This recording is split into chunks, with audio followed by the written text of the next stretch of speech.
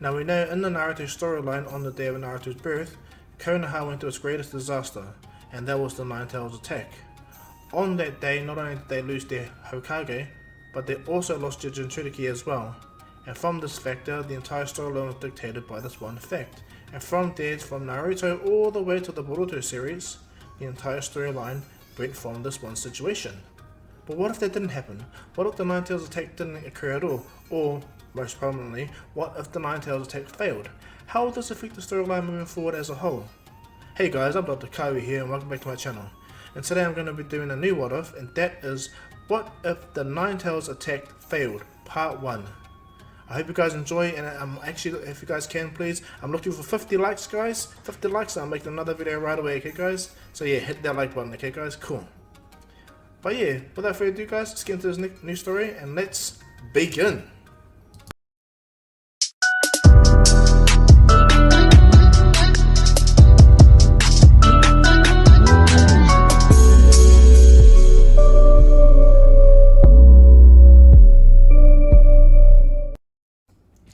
So guys, where our story is going to actually take place is right on the day of Naruto's birth, okay? We're going to follow the canon storyline of Obito taking out the guards where Kushina was giving birth to Naruto. And from this time, Kushina pushed Naruto out while Minato was holding the seal. And Naruto was born and Minato's holding his arm, well, they're holding him in his arms. Around this time, in canon, Obito manages to get Naruto and hold a kunai to Naruto's throat.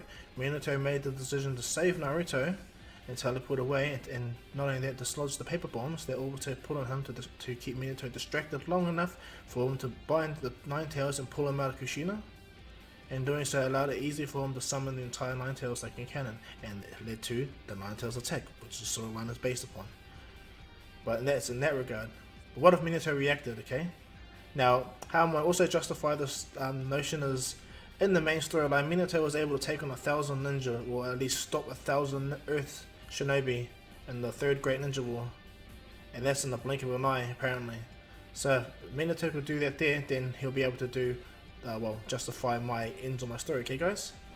So now that you guys understand where the storyline's going to start, let's begin.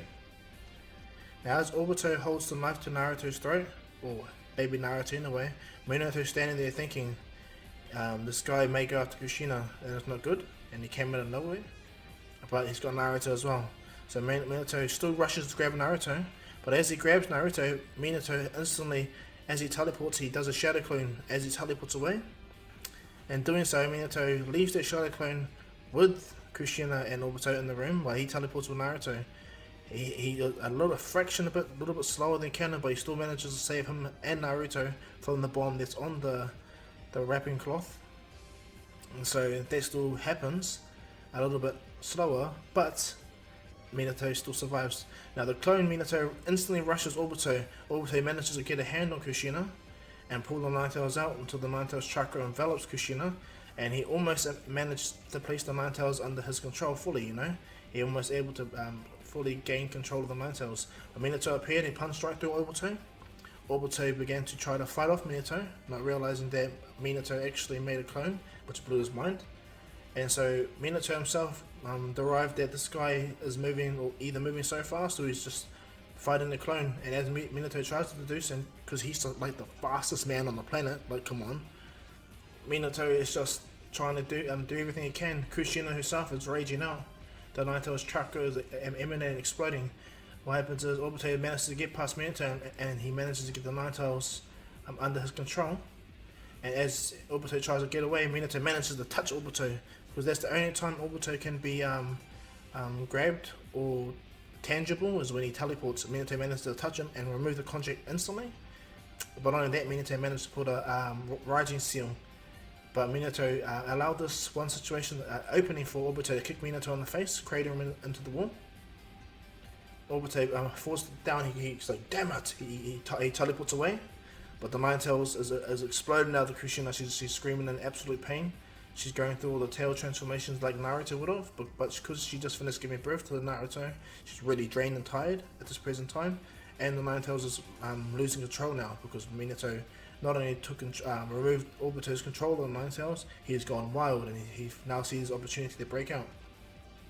And so as this is going down, Minato tries his best to seal the Nine Tails, tries his best anyway, and what happens is the real Minato appears. And when he appears there, he makes sure that young Naruto is put in a safe place where not even Obito could find. And when the real Minato gets there, he sees Kushina and he's trying his best to hold the Nine Tails in. What happens is Minato himself, the real Minato, as he's focusing, he feels something, and as he looks back, what ends up happening is this massive barrage of these gigantic kind of like chakra rolls, these big as chakra shurikens fly out of nowhere. And as Minato is watching this, he's trying his best to stop it, teleport them away. And as Kushina rips the Nine Tails tail, breaks the entire room, Minato instantly teleports away, the clone gets taken out, Obito becomes intangible, and the entire area blows up, and Kushina and herself was going through the Nine Tails transformations like how Naruto would. Exactly how Naruto would. Where she's gone, right now she's on the 4th Tails, raging out, breaking the entire area. Obito smiles because in the part he actually kind of succeeding because Kushina is actually going wild. And he can see that she's at her weakest. He completely forgot though that Minato has a flying Raijin mark on him. And as Obito turns around, Minato instantly appears, has a Rasengan in his hand.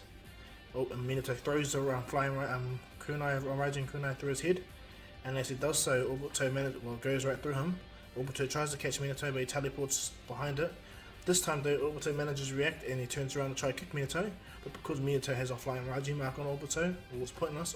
Minato teleported right again below Obito and slammed his fist, or his Rasengan, right into Obito's gut. So hard in fact that he put more power into this and instantly shoots Obito in dead air, pretty much destroys his body in a sense, nearly, almost does. When Obito finally wakes up at the crater, he's bleeding, he needs to get out of there. He can't stay there, and if he does, he's dead, or he's found. And so Obito uses the last of his strength to teleport away, straight back to where Zetsu was. When Zetsu approaches Obito, he goes, so did you succeed? And Obito can't even say nothing, he instantly closes his eyes. When Zetsu sees this, he immediately gets one of the Zetsus to bond with Obito and begin to heal him. So he's pretty much in a catatonic state right now, or kind of comatose state. Back in Konoha though, Minato has dealt with Obito, and Minato did see the Sharingan and this person's ability, so it's still for Minato's mind deduced that was Madara Uchiha, a really powerful shinobi. And so when Minato was done with that, he instantly turns around and sees Kushina running wild, and she's shooting Biju Bomb. Bear in mind she's at her weakest point at this present time. Minato appears immediately and places a seal around Kushina's head. What happens is, thanks to the Nine Tails being drastically pulled out, but Obito was already fully out and burns the seal immediately and pushes Minato away. But this is when Minato realizes that Kushina could help. Minato immediately teleports away, jumps on Kushina's back, teleports them both out of the village. Immediately, everyone else was preparing for what was happening, and when they saw Kushina go rampage, what ended up happening is Kushina, even though she was going through a 4-tail state, she didn't cause that much damage. It gave enough people her power itself, allowing people enough for them to get out of the house and get prepared. And Konoha itself moved rapidly as well, much more better because it wasn't the full 9 tails, it was just 4 tails for Kushina at the time. But because Minato teleported a more powerful Kushina, or 9 tails version of her out of the village, what ends up happening, Minato placed it down and placed sealing tags everywhere to bind her as best he can, hold her in place. Bear in mind Minato is not as tired as he would be, because in the canon he summoned a Gamabunta to hold the full 9 tails down, and he teleported a full Biju Bomb. So Minato has some strength to do this, and as he's holding more like a 6 tails Kushina in her rampage mode, Minato tries to kidnap Kushina, and in doing so, Kushina within her mind manages to break the 9 tails partial of the 9 tails control of her, pretty much how Naruto does when he's doing the chakra tug of war with 9 tails, and half of his body was in the 4 tails chakra state, and the other one was just partial 9 tails state. So from that regard, that's what happens to Kushina in this situation. And doing so, the 9 tails chains, Kushina's chains immediately pops out, stabs into the ground, and it makes a barrier between them, but it also pulls at the 9 tails chakra within her. And as Kushina doing the 9 tail chakra tug of war with the 9 tails, Kushina tells Minato that she may need her help. And in doing so, as they begin to seal it, the 9 tails chakra is starting to go more erratic and burn out, explode more and more and more. And so as Kushina tries, Minato comes up with the idea of splitting the Nine Tails because he believes that they can't get the full Nine Tails back into Kushina, but they should use their combined abilities to split the Nine Tails into two, half in her and the other half in Naruto. Kushina goes, "Are you mad? What about our son? You don't want him to go to this nation?" And Kushina goes, "And is it even possible?" Minato goes, "I don't know. We could either use the Reaper Death Cell or you can help me with the remaining chakra you have." And Kushina's fine with it, you know. She uses the chakra and the power that she has. Both of them do a powerful seal. Minato summons Naruto, and bear in mind, Kushina is in the tug of war with the Nine Tails. And what happens is Minato begins to do a seal, and in doing so, he grabs the other half of the Nine Tails chakra with his own chakra, and both him and Kushina complete the seal together. And they both split the Nine Tails into two. One half goes to Kushina, and the other half goes to Naruto. In doing so, the 8 tetragram seal is bonded on both Kushina and Naruto's body. Kushina and Minato fall back immediately, the chakra chains disappear, young baby Naruto begins to cry, and from there, the storyline is set into motion. Now from here, the next few days go in a pretty bad way. Danzo tries to stir with the village elders against Minato's incompetence and the fact that the Nine Tails almost went rampage and destroyed the village. And Danzo did not want to hear about this Madara theory. He knows because from his own confidence that because he knew the first and the second Hokage that Madara was dead. But Minato was adamant that the Uchiha had nothing to do with this attack. It was Madara Uchiha himself. And from there, not only that, Fugaku can see Minato in a sense protesting against Danzo's idea that the Uchiha has something involved. Minato said yes, this person had the Sharingan, but doesn't mean he was an Uchiha, is it? And if he was an Uchiha, he was a real powerful one. Someone that in this period is unheard of. But there was a Uchiha that was that powerful. Madara Uchiha. And everyone understands if Minato was to talk about this ninja being that powerful, then they understand that this is real. And from there, all the village heads all come to the agreement that the Uchiha had nothing to do with this. The only person that pretty much has that stigma against them are the village elders and Danzo. But the Uchiha are vindicated and they're allowed to keep their jobs, and not only that, they're allowed to stay within the village and resume their Black Ops roles as normal under the Hokage Minato. So the Uchiha are fine within the village, deeply within the village. Now with Minato being alive, this also sets in motion a big deal. Naruto has half the Nine Tails just like he does in canon, and Kushina has the other half. And with having the other half, Kushina is able to easily use her own power to dominate or pretty much beat the Nine Tails if it goes out of whack, you know. And so Kushina and Minato are fully alive, big positive. And the Uchiha still live within the village, and due to that one factor, the coup d'etat does not happen, because the Uchiha were, in the canon storyline, were locked in one area. The village kind of hated them because they were the police next to the prison, so they were pretty much had that stigma. They lost the majority of their Black Ops role in regards to the entire village, and their village presence was really, really low.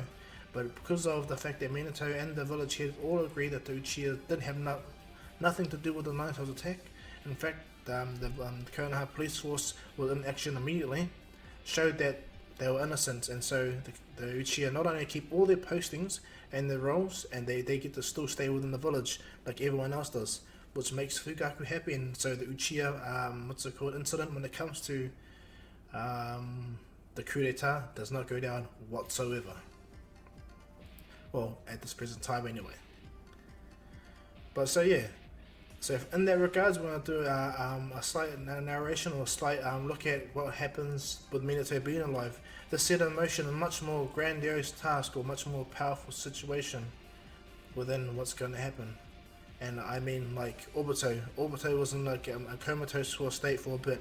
He wakes up and Zetsu realizes that Obito needs to become stronger. If Minato is alive and everything like that, then he needs to make sure, and this is Black Zetsu by the way, he needs to plan to work. And so he gets the Zetsus to help him, nurse him back to health, give him more abilities, more powers, pump him up, make him stronger. And so this Obito has to train and get stronger and stronger. He can't just rely on his Mongekyo, he needs to become more powerful. And he does. He becomes extremely more powerful, and he becomes more isolated. He uses seals to protect himself from Minato's grasp on him, because Minato still has a flying Raijin mark, and if he leaves one of his seals properly, Minato can find him and get him. So from there, we're going to do a massive time skip all the way to Naruto and Sasuke grow up and they enter into the academy. Naruto and Sasuke are close, and yes, they are rivals because Minato and Fugaku, in a sense, demand them both to be rivals, as Fugaku and Minato, in regards to the village, in a sense, are rivals. Fugaku wants, he wouldn't mind becoming the next Hokage, being the first Uchiha and all. At the same time, the Uchiha have deeply, in a sense, have respect for Minato, not third Hokage, not anyone else, just Minato. So Sasuke and Naruto are friends, but they grow up as rivals massively. Sakura, everyone knows who Naruto is. He's the son of the 4th Hokage. Everyone respects Naruto in the sense that they respect Konohamaru. And not only that, no one knows though, thanks to Minato and secrecy, no one knows that Naruto is the Nine-Tails Jinchuriki of the other half of the Nine-Tails. Everyone still believes that Kushina has the full Nine-Tails within her. And this was a secret kept by the village heads and Minato himself. Just for now. So Naruto, in a sense, can live a normal life. And speaking of Naruto, this Naruto is not like Boruto. He's still similar to the Naruto canon counterpart. However, he has different regards. He's, thanks to his mum being there, Naruto has better control of his chakra and understanding upon the Nine-Tails within him. In fact, Naruto has already met the Nine-Tails before starting the academy fully, and going on to becoming a Genin anyway. Naruto himself, learning with his dad, training at a young age as well, made Naruto much more stronger, much more faster, much more wiser. However, he's still Naruto, pretty much like how Jiraiya will always be Jiraiya. In this storyline, Naruto will still kind of be Naruto, just with a family that loves him, massively. Naruto still aims to become the Hokage, with the best Hokage ever, and that makes both Kushina and Minato super happy. And Naruto knows of Jiraiya, he grew up with Kakashi, and everything like that. He also, like, yeah. And not only that, Sasuke himself, he is different in regards to, like, yeah, he's nothing like how he was. He has both his parents, his brother, his dad, not so aggro no more due to the fact that the Uchiha are free to roam the village, free to be in the village in general, properly doing their role and being respected fully. So in that regard, Fugaku is really happy, and it makes it easier for him to help his son. And so Sasuke aspires to be the head of the police force, just like his dad was. He aspires to be a powerful shinobi, though, like his brother Itachi and Shisui, his big brother Shisui. And not only that, Sasuke learns at a very young age from Fugaku about the Uchiha and the Sharingan. Deep emotions need to awaken the Sharingan, and the penalties of using Sharingan, all the way up to the positives and negative, all the way to 3 tomos. And then the evolution of Mangekyo. In the storyline, Fugaku gives Sasuke a goal. He reveals his Mangekyo Sharingan. And seeing that, like how I'm going to state that Itachi knows about it as well. And seeing that, set a goal for both Fugaku's children to try to meet in a different sense. He tells them what happened in the Great War, and that's it. So prepare, like, this is the next evolution. And so Sasuke is much stronger too, much more wiser, but he's still Sasuke in a sense. Not so broody and evil though. And so yeah, as Naruto and Sasuke enter into the academy, they know each other, they know everyone. They all know Naruto is the son of Hokage. And from there they're pretty much categorized and put into their teams. Naruto, yeah, like he's Minato and Kushina's son, so I'm just gonna state, just like Shikamaru, he's kinda lazy in his studies, okay? But by being a ninja and a shinobi, Naruto is great. He's like one of the best in this class. He's like, yeah, one of the best in this class. Him and Sasuke have this absolute rivalry in that sense. And unbeknownst to Sasuke and Naruto, they're both still placed in Team 7, with a young Kunoichi known as Sakura. I don't know. Naruto and Sasuke both crack up, they're in each other's team, but Sasuke states that I'm going to be the best in this team. And Naruto goes, I'm going to be the best in this team. They both solidify their rivalry. And lo and behold, who is their mentor? Kakashi Hatake. And from there, they are made into Team 7, and they are still resolved and put together the same way. Kakashi asks Naruto, what does he hope to be, being the son of the Hokage and all. Naruto goes, I want to get out of my dad's shadow and become the greatest Hokage this village has ever known. Kakashi smiles and he goes, so you got both your parents' dreams, eh? And Sensei finds it funny, and Naruto goes, yeah. And Sasuke goes, Sensei? He goes, oh yeah, the 4th Hokage was my sensei. Sasuke looks, whoa, you were trained by the 4th Hokage? You're our sensei? Sasuke grips his hand and is like, yes! I got someone strong to teach me, yeah! And bear in mind, Sasuke knows of Kakashi's eye, so does Naruto. So Sasuke in himself understands what he's got to do. when he has to train, he goes, yes, I can prove myself to my dad. Sasuke is so excited. And Kakashi asks Sasuke, and Sasuke goes, I want to be the best police chief in the village. I want to make sure I'm able to protect the village properly and do my family proud and my clan proud. And Naruto goes, that's cool, that's really admirable. Sasuke smiles, of course it is. Naruto's like, eh. And they both laugh at each other. Sakura's like blushing, and Kakashi looks at her, and she just states that she just wants to be a useful shinobi. And she don't mind being in the son of the fourth Hokage and the police chief of Konoha. And Sasuke and Naruto kind of like, huh? But they understand because of their mothers. They understand what Sakura means. She kind of likes them both. And so from here, Kakashi goes, okay, I have a pretty interesting team. He tells them that he will like to see them tomorrow, don't eat breakfast. And from there, we'll meet at the training grounds. Naruto thinks to himself, he knows exactly what this is. And so as Kakashi leaves, thanks to having Minato as his dad, Naruto's a better strategist though. He may be still Naruto's Uzumaki, but he's a great strategist. Super duper unpredictable, just like in canon, even worse now. However, Naruto is a great strategist. Now when Kakashi leaves and does his thing, Naruto talks to Sakura and Sasuke. Sakura's kind of shy. And Sasuke goes, what's up, Naruto? What? You want to battle again? Want to challenge again? Naruto goes, please. They pretty much laugh at the idea, but they don't mind because it makes them stronger. Naruto goes, I think I know what's going to be happening. And Sasuke goes, what's that? He goes, well, when I was younger, my dad did this thing called the bell test. We did it always at that same place Kakashi Sensei wants us to meet him. And he goes, the bell test? And he goes, yeah. Now, my dad's idea for the bell test was all about not just getting the bells, because that is a main goal, but they set to a 2 limiter, I guess. I think that's what he said, if I remember what he was saying to Kakashi Sensei. But all I know is the aim is not the bells. I think it's teamwork. And Sasuke looks at Naruto, teamwork? And Sakura's like, teamwork? And he goes, yeah, I think that's what it is. And Sasuke goes, huh, alright. Well then I'm the leader. And Naruto, huh? They instantly debate with each other, no, I'm the leader. But they finally come to the conclusion that they just need to get over themselves and just work together as a team. They put everything on the table. Both Naruto and Sasuke know their abilities. Both Naruto and Sasuke have the knowledge of walking on trees and water. They're not absolute masters, but they can walk on the water and on vertical walls and upside down, all that stuff. They can do that. Not to a high degree, but they can do it.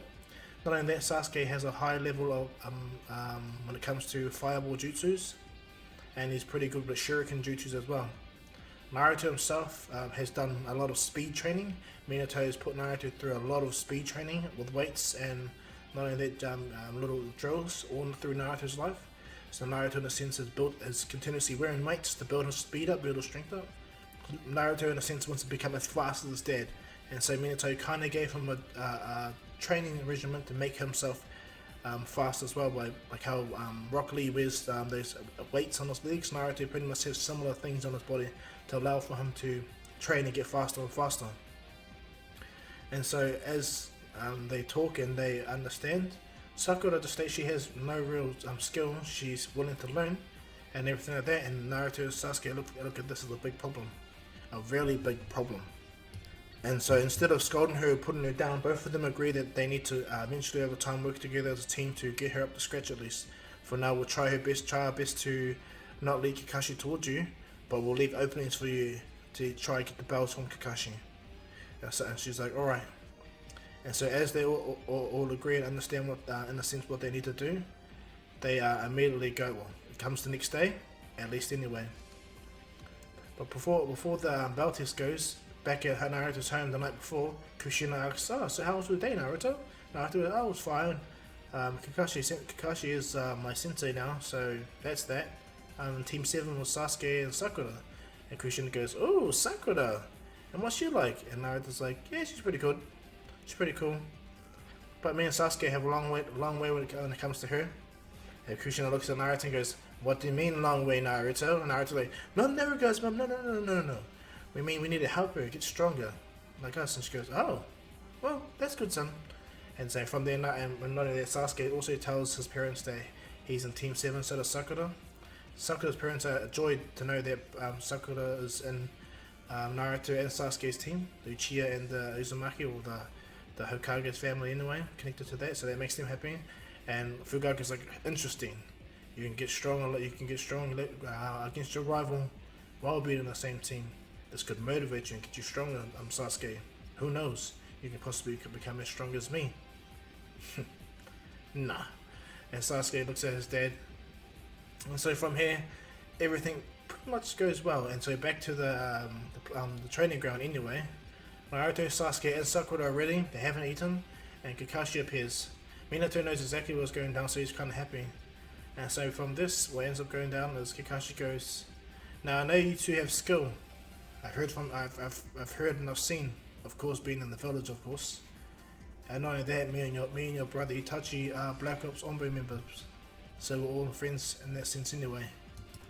So I have a fair understanding how you guys go, but let me see it. Let me see how strong you are." And what happens is Naruto's like, "Aren't you gonna explain the rules?" He goes, "What rules?" I was standing there and listening to you tell them everything about the belt test, so I didn't need to give them a recap. But I have one thing though. The only consequences, if you guys fail, you get tied to that post. And one of you get tied to the post and the other two get to eat. But other than that, yeah.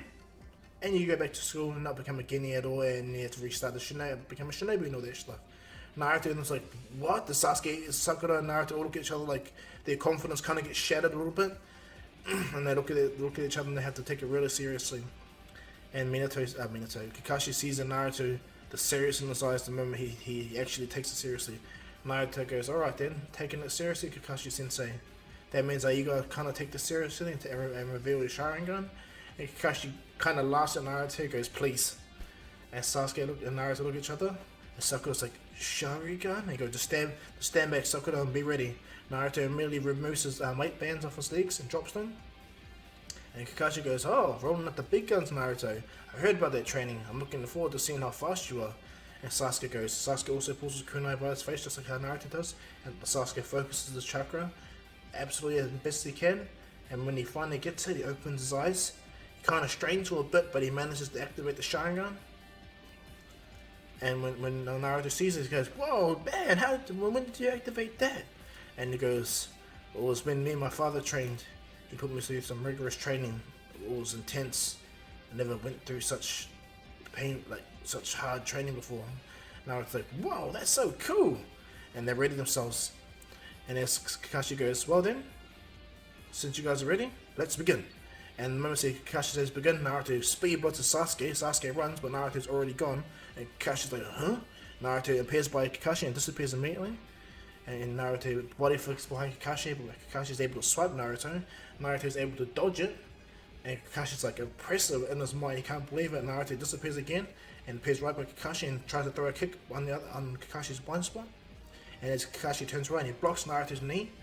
And simultaneously, Sasuke jumps up and tries to attack Kakashi from behind as well, using Naruto's opening. But Kakashi turns to Naruto, and Sasuke bends over to land the hit. But Kakashi, after turning Naruto, he kicks Sasuke right in the gut, and he jumps away. In doing so, Naruto lands on the ground, and Sasuke gets shuddered. He's in pain and says, "Oh damn! How did I get hit and you did it, Naruto?" Naruto kind of laughs and he goes, "Just keep up." Sasuke smiles and goes, "Interesting training. I think I might start doing that too." And Naruto goes, "You haven't noticed?" And Sasuke goes, "No, I haven't." Like, they kind of blow each other's mind. Sasuke thought Naruto would have noticed about the Sharingan, and Naruto kind of buzzed out that Sasuke would have noticed about the weight belt training, or the weights on the league training. And as Naruto stands and Kakashi's like claps his hand, he goes, "Impressive. Both of you guys are really good at fighting with each other, eh? Meaning you guys fight against each other so often that you guys know all each other's movements. That is great. I like that in the team. But would that matter really though?" And Sasuke goes, "What do you mean?" He goes, "Your brother's a prodigy, Sasuke. And from what I'm seeing, I think your brother could have beaten you at his first age of becoming a shinobi when he was that young. Remember that?" Sasuke kind of gets irritated, and out of anger, he rushes, breaks the formation that Naruto and him try to get. After being injured, Sasuke waves hand slams and shoots a massive fireball jutsu. He puts all his kind of rage into that because he kind of hates being compared to Itachi. He knows his brother's more powerful than him, more stronger than he was, a prodigy. And so as Sasuke puts his biggest fireball jutsu, Kakashi appears behind Sasuke and he goes, You obviously didn't see me. Sasuke instantly turns around, and as he's about to do the 1,000 years of death on Sasuke, Naruto immediately appears and catches Sasuke and jumps out of the way. And Kakashi's quite surprised that Naruto went really fast. Bear in mind, Naruto saw this and he understands the humiliation that could possibly cause. So in an instant, Naruto put all his chakra that he had, all his force into taking off, and he broke the ground. And he speed puts Sasuke and catches him and jumps him out of the way. And so Kakashi stands there, he's like, Naruto is really fast. And Sasuke's really hot-headed, I see. Naruto stops Sasuke and takes him into the forest. Sakura's kind of trembling, standing there, and Kakashi sees that. He instantly teleports behind her pretty much to Sakura, and he places her under a genjutsu. Pretty similar to Canon. Naruto stops Sasuke and goes, come on, we need to work together. Stop being stupid. And Sasuke goes, you try being compared. And Naruto punches Sasuke in the shoulder because we both talked about this. We understand what we're compared with. My father's the Hokage. Rah. Your dad is the police chief of Konoha, one of the most powerful Uchiha. Your brother's a prodigy. We both know the deal. We both know what we need to do, right? And Sasuke goes, yeah, you're right. Yeah, sorry about that, Naruto. So let's get back into it. Yeah, let's go. Naruto immediately appears and makes a shadow clone next to him. Both of them have kunais and they rush Kakashi at max speed. And as fast as Naruto goes, he realizes he can push himself even harder now.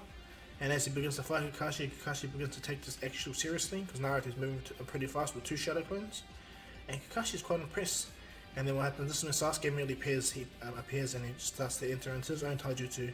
Bear in mind, Sasuke is used to fighting Naruto with his shadow clones, and so he's able to do the same thing, being unison, and it's pretty good team dynamic, and Kakashi's really impressed. But unfortunately for them, Kakashi instantly dispels them, beats them both down, flips them both away and throws them into the tree. And Naruto hits the ground. Kakashi immediately appears, and as Kakashi is about to stomp him, Naruto goes, got you, Kakashi sensei. And it's what? Naruto grabs Kakashi's leg and puts a silly tag on Kakashi, and Kakashi's like, oh no, you, and Kakashi's leg starts to get numb briefly. And Naruto's like, Sasuke, no! Sasuke immediately appears, jumps, and grabs Kakashi's arm. Naruto gets up, but Kakashi manages to kick Naruto in the head, slam him, making him hit the ground. And Kakashi grabs Sasuke's head and also slams him into Naruto's body as well. So both Naruto and Sasuke are hurt piled on the ground. And Kakashi manages to do a lightning style jutsu on his own body to break the seal on his body that's going to hold him in place for a bit. And in doing so, Kakashi's like, and he's tired, and being so tired, Kakashi's like, ow. He goes, you did pretty good. But then he looks at Naruto and Sasuke and he goes, whoops, he kind of went overboard with that. Both Naruto and Sasuke wake up next to the pole. When they wake up next to the pole, they look down at themselves, and they think they're tied up, but nope, they're not tied up. But they look up and they see Sakura tied up. And she goes, hey guys, sorry I failed yous. And Sasuke and Naruto goes, what happened? And Kakashi lands on top and goes, all 3 of you failed. Obviously you guys didn't manage to get the bells. I must say though, you and Sasuke's teamwork though, off the chain, Naruto. You guys are really good. I can't believe how good you guys are as a team in general. But you being a nitwit, Naruto. And Naruto's like, hey. When he looks at him and goes, but yeah, you guys failed because you still had a 3rd team member. Yeah, you understood the principle of it, Naruto, but did you guys actually follow it? You left Sakura behind regardless. She could have been you, she could have just thrown a kunai, you could have done something, but you didn't, right? And Naruto's like, yeah, I didn't. And he goes, word for the wise for next time, mate, eh, Naruto? And Kakashi leaves, and as they look down, but he goes, you guys can eat your food though, but not Sakura, okay? And Sakura's like sitting there looking down, being real hungry, and both Naruto and Sasuke begin to eat their food. And as they begin to eat their food, both of them feel sorry for her and they give her food. And as he gives her food, he instantly goes, you guys know the rules, right? He goes, yeah, but we already failed, right? And Kakashi smiles and it kind of hits him in the head. He realizes, oh yeah, I put my foot in my mouth. I realized I gave them the consequence already. Oh well, they still did it anyway. You guys pass. And Sasuke and Naruto say, what? What do you mean we pass? And he goes, you guys pass. Despite you guys doing absolutely great teamwork, you should have included Sakura, but hey, regardless of the fact, you guys pretty much did the best thing that you did, and you gave food to your friend, breaking the rules even though I kind of mucked things up. And Sasuke goes, is this like some form of reverse psychology where you make us confused or something like that? And Naruto goes, yeah, I remember my mum talking about that once. And they both look at each other, and Kakashi's like, oh my gosh, you guys pass, you guys are part of Team 7, okay, alright? I'm proud of you guys. Naruto's like, cool. But all high-five each other, but Kakashi makes it very clear that you guys need to work with Sakura. At the same time, Sakura needs to push herself as well. And so from here, Team 7 is established. Naruto, Sasuke and Sakura go back home. They're all happy. Sakura's kind of has a bruised spirit in a sense, but Naruto and Sasuke will make sure over the next few months of their D rank missions to include her, make her more confident in her skills, even to the point where Naruto and Sasuke master wall and water walking. At the same time, Sasuke pretty much masters fireball jutsus and shuriken jutsus to a higher degree. In fact, Sasuke becomes ridiculous at shuriken jutsu, almost rivaling his brother in a sense. And Naruto himself, he continues to add weights to his weight belt itself, or his leg weights, to allow for him to get greater speed and get stronger. And Naruto practices every day. And not only that, Naruto knows that making a shadow clone and training with that increases his own strength and capacity. And so Naruto gets really strong training with himself as well. So over the next few months, I guess, of D-rank missions, let's do a ability count, I guess. Sakura is able to walk up trees and understand how to stand on water properly. So she got that fair idea of doing that. And not only that, she's gradually increasing her taijutsu and her confidence, you know. Sasuke himself has increased more in his taijutsu and his shuriken jutsu, and not only that, he's able to activate his Sharingan much more quicker. And Naruto himself, his speed has increased dramatically, and not only that, he's becoming more better with his clone and fighting jutsus. Naruto's beginning to progress much faster than he does in canon. So when Team 7 gets assigned the Tazuna Bridge assignment, Naruto and them are all happy, you know. They don't mind getting out of the village and doing a new duty, regardless of it's just a protection detail. It's something, you know. And so as Naruto and Sasuke and Sakura leave the village, Kushina and Minato are instantly standing at the front gate, doting over her sons. Sakura goes, she kind of laughs, and Naruto and them go, you don't know what it's like. And she goes, oh, I do. My mum doted over me this whole morning, okay? So don't worry, I understand. And Sasuke and Naruto look at each other, and both of them, pretty much, Kushina and Minato tell both Sasuke and Naruto, listen to Kakashi. It kind of scares them, him seeing their mothers do that. Absolutely. They're like, oh, alright. And so as Minato and Kushina say goodbye, everyone like that, Team 7 head out immediately with Tazuna. Bear in mind, Tazuna is quite grateful and quite safe knowing that he's in an Uchiha and the Hokage Sun's team. Bear in mind though, Naruto and Sasuke are much more confident, and Sakura herself is building herself up to become more confident too, reflecting on her teammates. And as they go, they all talk to each other, talk about strategies, talk about things, you know, back in the village, and how they can practice to get better. And then as they're walking towards the puddle, Naruto goes, I suggest you both should learn Shadow Clone Jutsu. Kakashi's listening to this, and what happens is Kakashi goes, why are you suggesting to them they should do Shadow Clone Jutsu? And Naruto goes, it will decrease their progress more if they train with a Shadow Clone by themselves, you know. I do it all the time, and I'm getting stronger and faster. Sasuke looks at Naruto. He's like, Shadow Clone? So yeah, well, we all can do Shadow Clones, right? And he goes, well, yeah. He goes, well, train with the Shadow Clone. He goes, it takes a lot of concentration to keep the Shadow Clone activated, Naruto. And Naruto goes, oh yeah, I get it. And he goes, not all of us has much chakra as you, Naruto. And Naruto, I know. Trust me, I know. You know what it's like to be the Hokage son, the expectation. But who cares? I'm gonna make sure I'm better. And so Kakashi's like, alright, that's pretty interesting. He's quite interested in how Naruto saw that thing.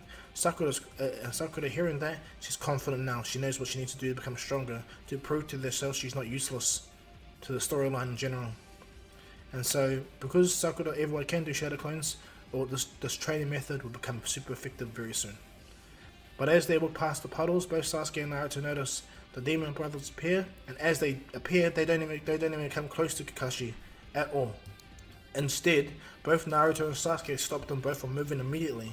Naruto being as fast as Sasuke because he's got the weights on, and Sasuke believing he's actually catching up to Naruto, not noticing that Naruto's got actual increased weights on. And so as both Sasuke and Naruto neutralize both the brothers, they do it in a more non-lethal way. They beat them down really fast, take them down really, really fast. And then they hold them for questioning. Kakashi's quite impressed. Tazuna is too, but that's what he come to expect, being the sons of the Hokage and the Uchiha leader, of course, you know. And so, lo and behold, they find out the same situation they do in canon, but not needing the second to guess themselves. Sasuke, Sakura, and Naruto all come to the agreement that they should continue on with the mission. Kakashi also agrees, but he'd like to send a message back to the fourth Hokage. So Kakashi summons his dog, Paku, and he gives a message to him saying what has occurred and what's about to possibly occur. And from there they head out. Kakashi himself, though, he scares the two demon brothers with a Sharingan in regards to changing themselves, you know. And Naruto's own talk no jutsu changes them as well. So this will be a topic in the future. They go back to their village, of course, the demon brothers. And from there, Naruto, the Team 7 move forward all the way to Tazuna's area anyway. But as they're moving through the forest, this is when Zabuza appears, alright? And this is when the storyline is going to take into the part where Zabuza attacks Kakashi. Bear in mind, this Kakashi is not out in a sense. He has people that he loves that are alive in a sense. Unlike like before, he didn't have Minato and Kushina. He does have Minato and Kushina. This Kakashi is much more different in knowing that he had a kind of brotherly role to Naruto his life as well. So this is more a determined and strong Kakashi in canon. And as Kakashi is squaring off against Zabuza, because all of this is going to go similar, just more ready, active Naruto and Sasuke. But they know their jobs. They stand around Tazuna. Naruto does a shadow clone and makes it back to back. Bear in mind, Naruto can do hundreds of shadow clones. He just knows that 2 shadow clones, well, shadow clone himself will be strong enough, you know, full power. As Sasuke himself goes back to back with them, and Sakura stays on the other side. When Tazuna ceases, he in a sense feels kind of safe. And as the mist goes up, Naruto and them begin. Naruto, he tries his best because he knows his jutsu is one style, his affinity. Naruto does what's it called? He does a weak version of a one style breakthrough jutsu, and Naruto claps his hands together. And doing so, Naruto pushes as much mist as he can away to allow for openings. And this is when Naruto will notice that Zabuza already appeared in between them and tries to axe him again. But Kakashi appears and kicks Zabuza, pushes him away and catches his blade. Zabuza kind of impressed how powerful Kakashi is. From there, Kakashi becomes serious, removes his headband and looks at him with the Sharingan. From there, he takes it absolutely serious. And this time though, this Kakashi doesn't get caught in Zabuza's trap at all. Not at all, in fact. In fact, this Kakashi is pushing Zabuza much more harder. So there's none of that Naruto and Sasuke Shuriken jutsu, but however, there's a much more greater fight with Zabuza and Kakashi. When Zabuza realizes that Kakashi's not a fool, he tries his best to push Kakashi. Push him to the point where he can at least get a hit on Kakashi. But no, it doesn't work. Instead, Kakashi continues to back Zabuza up against trees, walls, everything, to the point where Zabuza actually throws the sword down and he begins to do jutsu, water prison jutsu and all that, tries to get Kakashi, but it doesn't work. Kakashi's smart. When he gets caught in a water prison, he substitutes immediately. And from there, not only that, Kakashi also is able to copy all of Zabuza's water jutsu, on the water surge, whatever, and the dragon jutsu, all that. Kakashi's still able to do that, but flawlessly, much more easier. Beats Zabuza dramatically.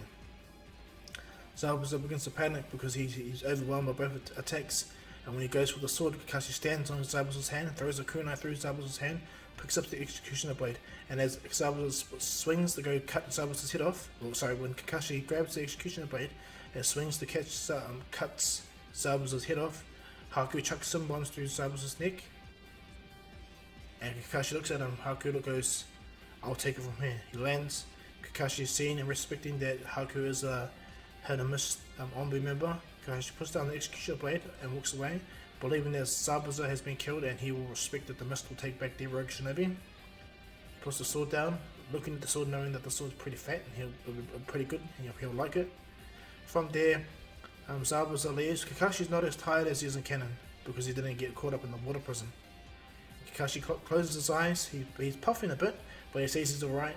And so they all walk back to Tazuna's place. There they meet Tazuna's the little boy. They meet there, and Naruto builds a bond with him, and they become close. It's pretty similar to canon, even though Naruto don't relate to him. Naruto feels for him and listens to him and understands him, and sees that he's just not a little brat, you know. And Naruto, with his own talk no jutsus, talks him into becoming different, like how he does in canon. But with Naruto and them, Team 7 have Kakashi to train with them, and Kakashi likes Naruto's idea of shadow clone training. And so he tells Team 7 to show me water walking, tree walking, all that regards, and they do it. Sakura now, over the months of training with Sasuke and Naruto, and being there, she's able to walk up trees, and over the next day or so, she's able to perfect walking up trees 100% and walking on water, which makes Kakashi proud. And not only that, at the end of the day, Kakashi asks Sakura if she can do a shadow clone, to what she can, and Kakashi goes, how long can you sustain it for? And she says like barely 2 minutes, barely a minute. She gets, and Kakashi goes, now it's your job to train and maintain your chakra control and make sure your shadow clone can last longer. And then he goes on to ask Sasuke, can you do shadow clones? He goes, yeah, how much can you do? He goes, I can do 2 for now. And Kakashi's quite impressed. Interesting. And he goes, how long you can make those last for? And he goes, I don't know, like 5 minutes, I guess. 5 minutes with 1, and with 2, it's way less, like a minute, pretty same as Sakura. And he goes, alright, well, same for you, do the same training, continue the normal training that you're doing, but push yourself more with the shadow clones as well. Naruto's right. And Naruto, how much shadow clones can you make? Naruto goes, well, the most I've made was 180. And Kakashi's like, he looks at Naruto, all of them look good, like, what? But Naruto goes, yeah.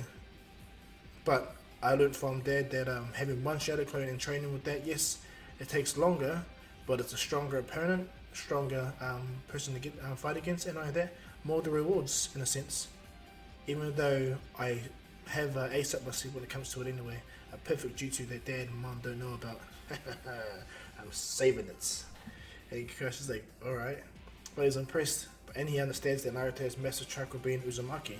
But no one knows that Naruto has half of the Nine-Tails chakra within his body. No one knows, only the village high ups. And so, as Team 7 train, they all get gradually stronger. And Naruto himself is told by Kakashi to try and make 200 shadow clones, which Naruto easily does, and tells Naruto to train with all those shadow clones. And so Naruto, bearing in mind, understanding what he needs to do, he trains non-stop.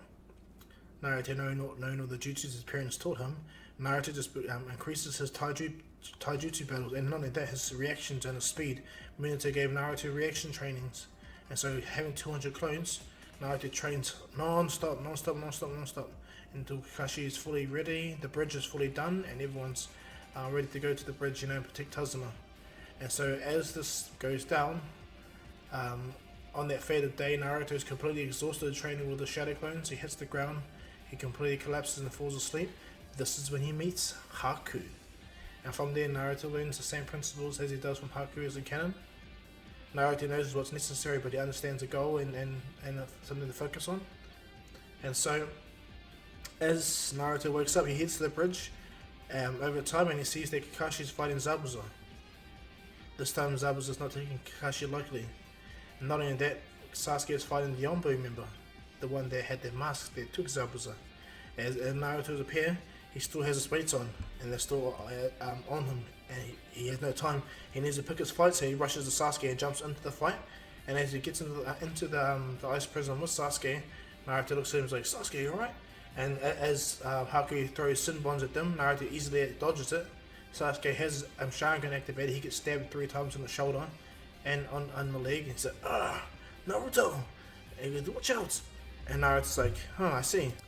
Naruto, he sees it and he reacts again, but due to the fact that he's wearing the weights, he's pretty much as fast as Sasuke in regards, and so he gets stabbed multiple times on his body as well. And while Naruto's there, Naruto's trying his best to protect Sasuke, as Sasuke's trying to do the same with Naruto. Sasuke has a Sharingan, Naruto having his speed, his increased abilities. But that's all for nothing. Haku's faster at this present time, and better. Bear in mind, Naruto still has his weights on. Okay? But as Naruto is beginning to get really hurt, Sasuke notices that he gets hurt as well. But Sasuke realizes that Naruto did more to protect him than he did, and is kind of irritated, but at the same time he doesn't want to lose his friends. And as Haku jumps around and manages to rally and shoot hundreds of more Sinbods at them, Sasuke jumps in the way. And when Naruto sees Sasuke jumping away, Naruto tries to stop him, but Sasuke gets pinned by all of them. And Sasuke looks at Naruto, and Naruto goes, why did you do that, you idiot? And he goes, you're my friend, you idiot. And you're already doing that for me. Sasuke looks at him, and as Naruto goes, Sasuke! And as he goes down by Sasuke, Haku throws Sinbons at Naruto's back immediately, preparing to throw him way more. And as Naruto thrives in pain, he looks down at Sasuke, and all he sees is Sasuke's body like near lifeless. And unfortunately for Haku, the worst thing happens for him. Naruto's first interactions with his Nine Tails in this regard: anger, rage, hatred. Naruto explodes. Nine Tails chakra erupts in his body, and in doing so, red chakra appears all around him. The symbiotes fly out of Naruto. Naruto uses the Nine Tails chakra and the limited idea that he got from his mother, in a sense of chakra and chakra fusion to others. Naruto was able to slightly, while with his brief conscious with his Nine Tails, he was able to put tiny bit of chakra in Sasuke to push as much fatal symbionts out of him to heal a little bit. And what happens is Naruto, in a sense, goes mad. He explodes immediately, destroying the entire ice prison, sending Haku flying. And the moment Naruto does that, Naruto destroys it. Kushina back in Konoha feels it immediately. The Nine Tails goes, "Kushina, don't you feel that?" And when Kushina's like, "Huh?" Looks back in her mental mindscape and he goes, "The brat, he's losing control. I can feel it." And Kushina's like, "Yeah, I can too." And he goes, "So what are you gonna do about it?" Kushina looks around, and because where she's at, she's pretty far from where the Hokage's office, so she rushes over, feeling the pain. It slows her down, slowing her down more due to the pain of what's happening. The Nine Tails doesn't mean to, because Kushina's linked with the other Nine Tails as well. Like Naruto's, their chakra are linked in a sense. And so as Kushina finally gets to Minato's office, she tells Minato something's up with Naruto and the Nine Tails. And when Kushina says this, Danzo so happens to be there. As he goes, "I thought you guys locked the Nine Tails away properly within Naruto. Said that this will never happen." Looks right at Minato. Minato looks right at Danzo. And Minato says nothing, but Danzo stands up and goes, "Lord Hokage." Looks right at Kushina, walks away, and Kushina looks at Minato and she apologizes. But Minato don't care. He walks away by Kushina and goes, "What's the matter?" She tells him everything. Me and the Nine Tails both feel something's up with Naruto and the other Nine Tails. And so what happens is, when Minato, he feels this, he knows that because he already gave Naruto a kunai to protect him, because that's the son, of course. Minato teleports to the kunai where Naruto is immediately, as the Hokage. And when he gets there, he looks around and he sees, a lot of dead bodies. He sees Zabuza brutally murdered. Haku completely destroys his upper body, destroys Zabuza, split in two as well. He sees all the men on the bridge completely annihilated. And he sees Kakashi trying to stop Naruto. And as Naruto is squaring off against the Kakashi and Team 7, the remainder of Team 7, Sakura and Kakashi, and the village themselves, because they're actually really scared of Naruto, Minato immediately appears by Naruto and places a seal on Naruto's head, and Naruto completely collapses. As Naruto collapses, Kakashi looks right at Minato. Minato looks at Kakashi and he goes, he looks at all the devastation. The bridge is not destroyed, however, it's pretty bloody in the sense of regard of how bad Naruto lost control.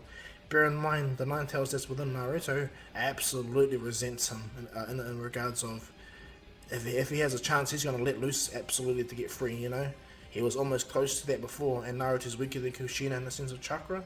So this Nine Tails has more of an eager approach to want to leave this body compared to the other Nine Tails, because Kushina is like an Iron Maiden in a sense when it comes to the Nine Tails. And so as Naruto hits the ground, Minato looks at him and he thanks Kakashi and Team 7, and he tells them they're very proud of them for actually completing their job. Minato takes Team 7 back after they complete their mission. Of course, Naruto still stays in the bed, and Minato states he's got to leave, but when Naruto wakes up and the mission's over, drop his kunai on the ground and I'll come and get you guys. Kakashi looks at Minato, not out of the sense that Minato don't trust him. Minato's worried about Naruto. And so, what ends up going down is, after the Tazuna Bridge is done, they still call it the Great Naruto Bridge in regards to the fact that he pretty much took out all of Gato and his men, and Haku and Zabuza single-handedly.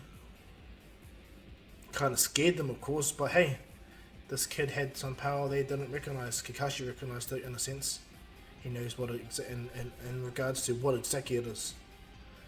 And so when they get back to Konoha, Kakashi talks to Minato and he explains that Naruto has the other half of the Nine Tails. Kakashi is shocked, but he understands the secrecy.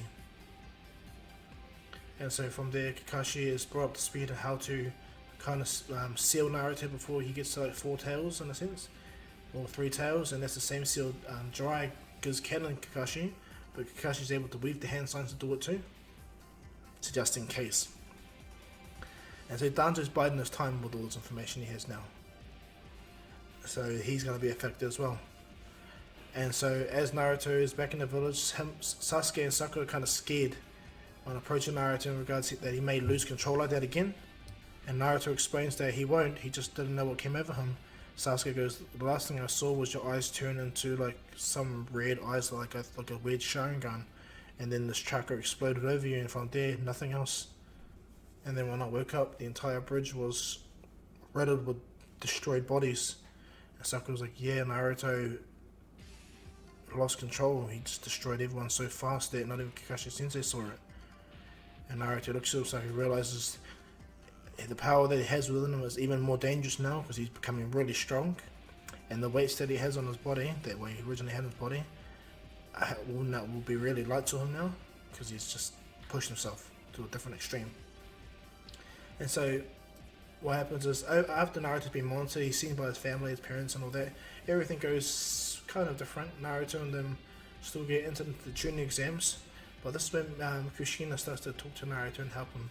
Kushina tells Naruto to fist bump him, and Naruto does so, and they both link their chakras. And then inside the psyche plane, Naruto speaks to Kushina. She begins to teach Naruto how to become stronger than the Nine Tails, not to allow for his influence to overcome yours. And if you're going to get his chakra, that you are the one that control it, not the Nine Tails itself. The Nine Tails looks at Kushina and goes, damn this goat! And looks at the other Nine Tails behind Kushina. He's not behind the gate at all. Kushina already pretty much dominated him like Minato did, in a sense. And he goes, you'll learn soon. To the other Nine Tails, angry traitor, kind of irritated at his other half. But what happens is Kushina begins to help Naruto train with their Nine Tails abilities. And not only that, Minato sets a task for Naruto. If he's able to learn the abilities that his mum's trying to teach him, and not only that, pass the finals all the way to past the Chunin exams all the way to the finals, Minato will teach him a jutsu that will be worth his speed and skill. Naruto excited because he knows what it is. He's like, oh my god, oh my god, oh my god, the flying Raijin is in his brain, the flying Raijin in his brain. And so Naruto agrees, and so when it comes to the Chunin exams, everything goes relative. They easily overcome the genjutsu with nothing. And the text itself is the dumb thing. But when Rock Lee and Sasuke meet, Rock Lee is less impressed with the Sasuke because he's not the only Uchiha. However, he's looking forward to fight the son of the leader of the Uchiha. See what he has to offer, and not only that, he wouldn't mind fighting the Hokage's son. Rock Lee heard that Naruto's fast, so he would like to challenge that. And so Naruto and Sasuke both accept his offer, and he still weirds out Sakura, of course. And so, in a sense, Team 7 makes it slightly personal. Sasuke goes up against Rock Lee, and just like in canon, but not in a massive way, but Sasuke still gets beat by Rock Lee's his barrage in a way. And then Naruto enters the fray. Rock Lee goes, if you're anything like him, you have no way of beating me. Naruto smiles, but when Naruto looks down, he notices the weights on Rock Lee's leg, and he realizes that Rock Lee is also holding back. And because Naruto transformed into Nine Tails state, his body got stronger with the weights, so it's really light on his body.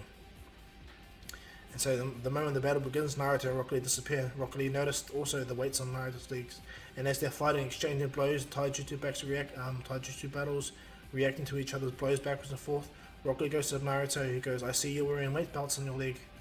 Any particular reason why? And this is why they're fighting, and Naruto goes, training to get strong, be fast like my father. What about you? And Rock Lee goes, training to overcome my weakness. And Naruto instantly deduces that Rock Lee can't use ninjutsu.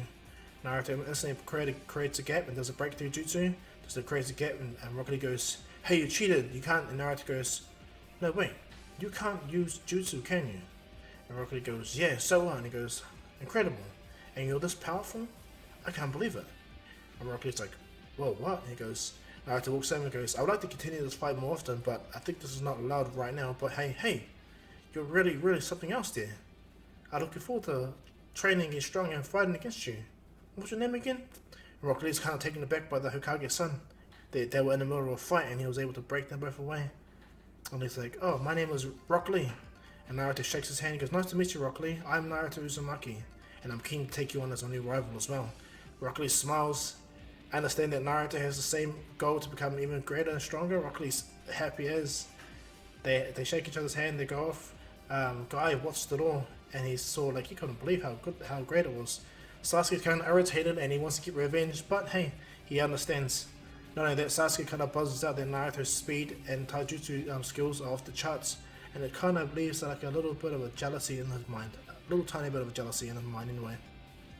And so as Naruto and Sasuke and Sakura move forward onto the Forest of Death anyway, the entire Team 7 and all the other beginnings they are getting ready to participate in the Forest of Death lineup. Naruto's the only one who noticed something in the back of his eye. As he's standing up and looking back, he notices someone behind him. Someone with the long hair and wearing a weird hat. As Naruto looks at him, he goes, "Why do they have sale signs still on those hats?" It's kind of odd for Naruto. Bear in mind, this Naruto is more like a strategist, still a dummy in his own right, but he's slightly a strategist as well. As Naruto looking at him, he's kind of thinking to himself, But as Naruto looks back, he stands there, keeps in mind to watch that fella. It gives Naruto an eerie feeling. And that fella, as we all know, happens to be Orochimaru. And as Orochimaru looks on, he says, I thought I was being noticed. Nuts. He looks right at Sasuke and goes, "I'm gonna get that body." And then as Orochimaru looks on Naruto, who's standing there and they're talking, they're trying to think of a strategy. Bear in mind, this Team 7 is much stronger now. They've trained, they've got greatly stronger. Sakura and Sasuke can use more shadow clones and train. They've increased in power to the point where Sakura can train and fight with 2 shadow clones and train with 2 shadow clones, whose strength, whose speed, whose stamina, everything has increased dramatically. Sasuke himself can do multiple fireball jutsus at one time with all 3 of his shadow clones and himself, so there'd be 4 fireball jutsus. Not only that, he learnt Rock Lee's abilities, just rush and become mimic the fighting style, so he's only utilised that for himself. Naruto himself has increased the weights in his leggings, and not only that, he is refining his skills more and more. He wants to make sure he's ready for the Rasengan. He's ready for the Flying Raijin training. And as Team 7 rushes into the Forest of Death, this is where we're going to leave this what if, guys. I hope you guys like this what if. Please like, subscribe, and leave comments down below. But as you guys know, I hope you guys like this new what if, and I'll be bringing out all the old ones that I did the week prior this week, okay? Yeah, thank you guys all for your support, and as usual guys, this is Dr. Kahu saying peace. In a dark cave deep within the earth, the masked man who failed to destroy Konoha sits in a bad way, recovering from his injuries against the 4th Hokage. And as he sits there in his failure, he understands that not only has his hand has been revealed, meaning they kind of know who or what he is, he can't leave unsealed areas just in case the Hokage gets to him and gets him first. And so, as he sits lying there in pain, desperately thinking, a vision occurs to him. He needs to build a team. Not only that, he needs to work much more in the secrets, much more hidden. And so as he lays there looking up, a darker and uncertain future is about to begin. Hey guys, I'm Dr. Ko here and welcome back to my channel. And today I'm going to be doing a continuation to the what if I did yesterday, and that is, what if the Nine Tails attacked failed, part 2. I hope you guys enjoy. Please, if you guys can, 50 likes for the video guys, and massively smash it. If you guys can get that big ass goal, I'll make another part tomorrow, okay guys? And I hope you guys are ready for my new videos that eventually come out. It'll be surprising you, so I hope you guys enjoy. But without further ado guys, let's get into this new what if, and that is, what if the Nine Tails attack failed, part 2. Now let's begin.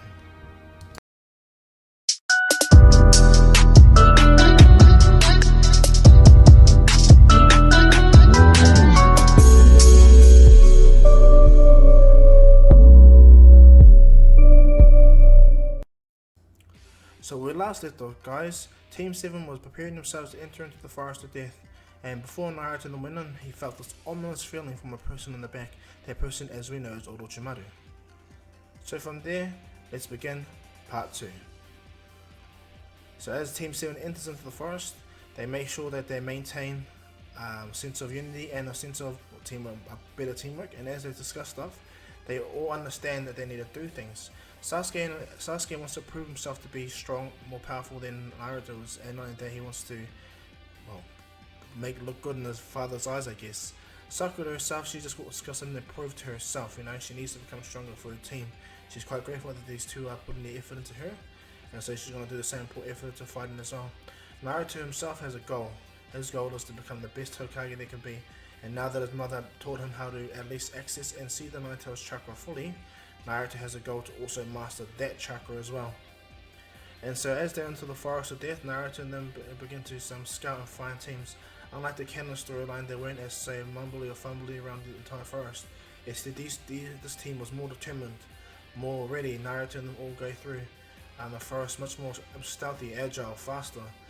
And as they're going through, it's Naruto that notices they're being followed. And as Naruto then drops down, Sasuke then drops down and goes, "What's up, Naruto?" And Naruto goes, "We're being followed." As Sasuke goes, "What do we do?" Naruto makes 2 shadow clones. And he instantly turns those shadow clones into Sakura and Sasuke. When they see their transformed shadow clones, they're like, "Whoa, good detail, Naruto." Naruto thanks them. He tells them, "You two go ahead.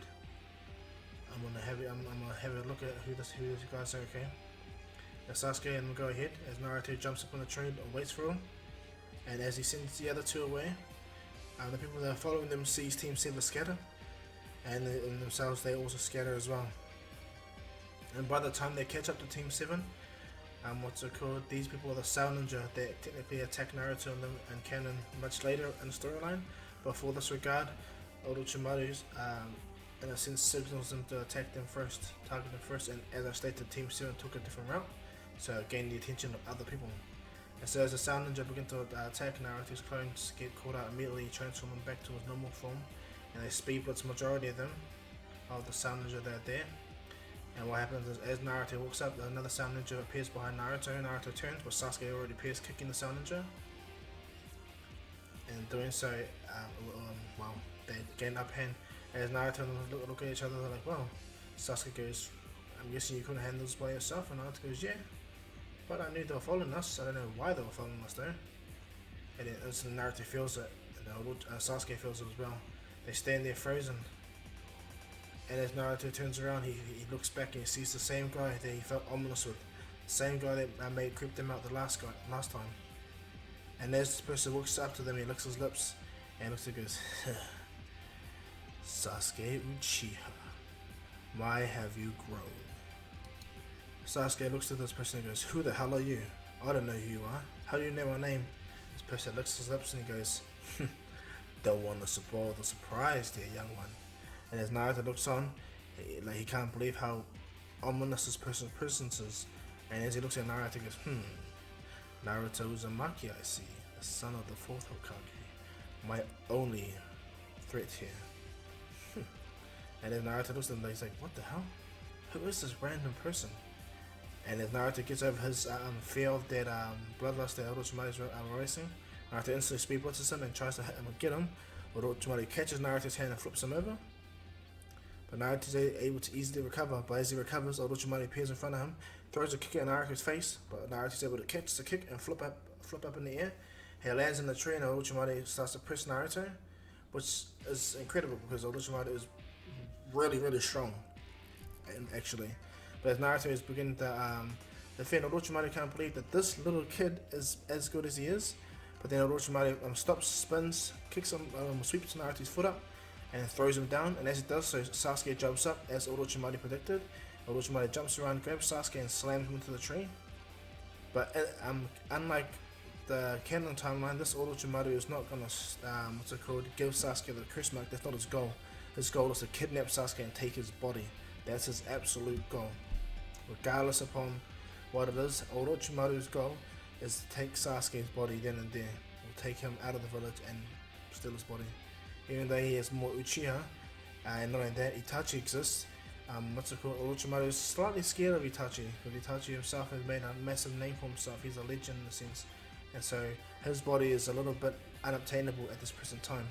But with Sasuke's body, Orochimaru is all about stealing it. And so as he pins Sasuke up, he has a snake bite Sasuke, paralyzing him. The curse mark gets over Sasuke, and what happens is Sakura throws multiple paper bombs at Orochimaru. She runs up and she jumps with the kunai, and as she jumps with the kunai, a snake appears, biting Sakura on the neck, and then slamming her into the tree and throwing her straight down to the ground. As Naruto sees this, he immediately rushes forward as fast as he can, while Orochimaru punches Naruto directly in the face, sends him smashing into a tree, and then Orochimaru does a snake summoning the snake suddenly immediately grabs Naruto and eats him up immediately. And as Naruto gets swallowed whole, Sasuke himself's looking on like, what the? Like, he can't believe he tries to activate Sharingan, but Orochimaru walks up to Sasuke and punches him in the gut. Much like how Itachi does in canon when he beats Sasuke up. That's what Orochimaru does. He wants to break Sasuke fully so he can take him. He knows he can't be in Konoha for too long, but as he beats out Sasuke, he's like, this is like taking candy from a baby. This is really easy. And as Orochimaru goes to grab Sasuke, the snake behind him begins to roast and burn. He looks back, and then what happens is red aura starts to spew out of the snake that has Naruto. And then what happens is Naruto jumps out of the snake and he lands on the ground. He removes his weights immediately.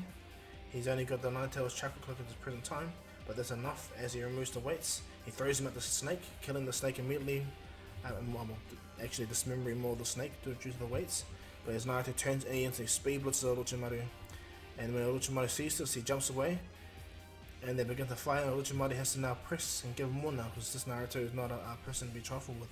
He's really, really fast and strong, like more faster than anyone he's ever expected to fight, besides the fourth Hokage. And as Naruto is doing his best, he's really angry seeing that his friends are down, and he's trying to control that anger.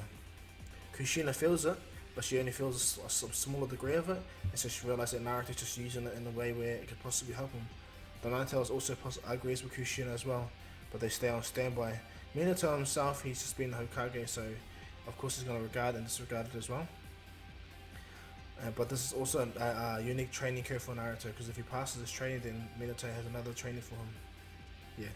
And so as Orochimaru and Naruto begin to fight, Orochimaru begins to pace on Naruto to get stronger and stronger. Bear in mind, Naruto's only got the chakra cloak on him, nothing more.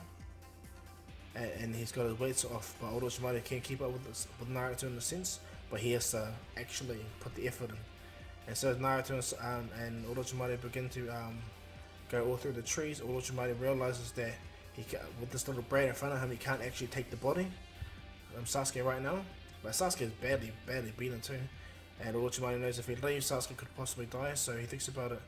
And what he does is, as he sees Naruto, he sees an opening, he immediately moves, sweeps Naruto's leg a little bit, and manages to headbutt Naruto right in the head.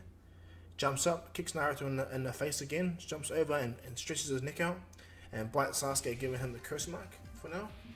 But Orochimaru puts more of his will in this curse mark.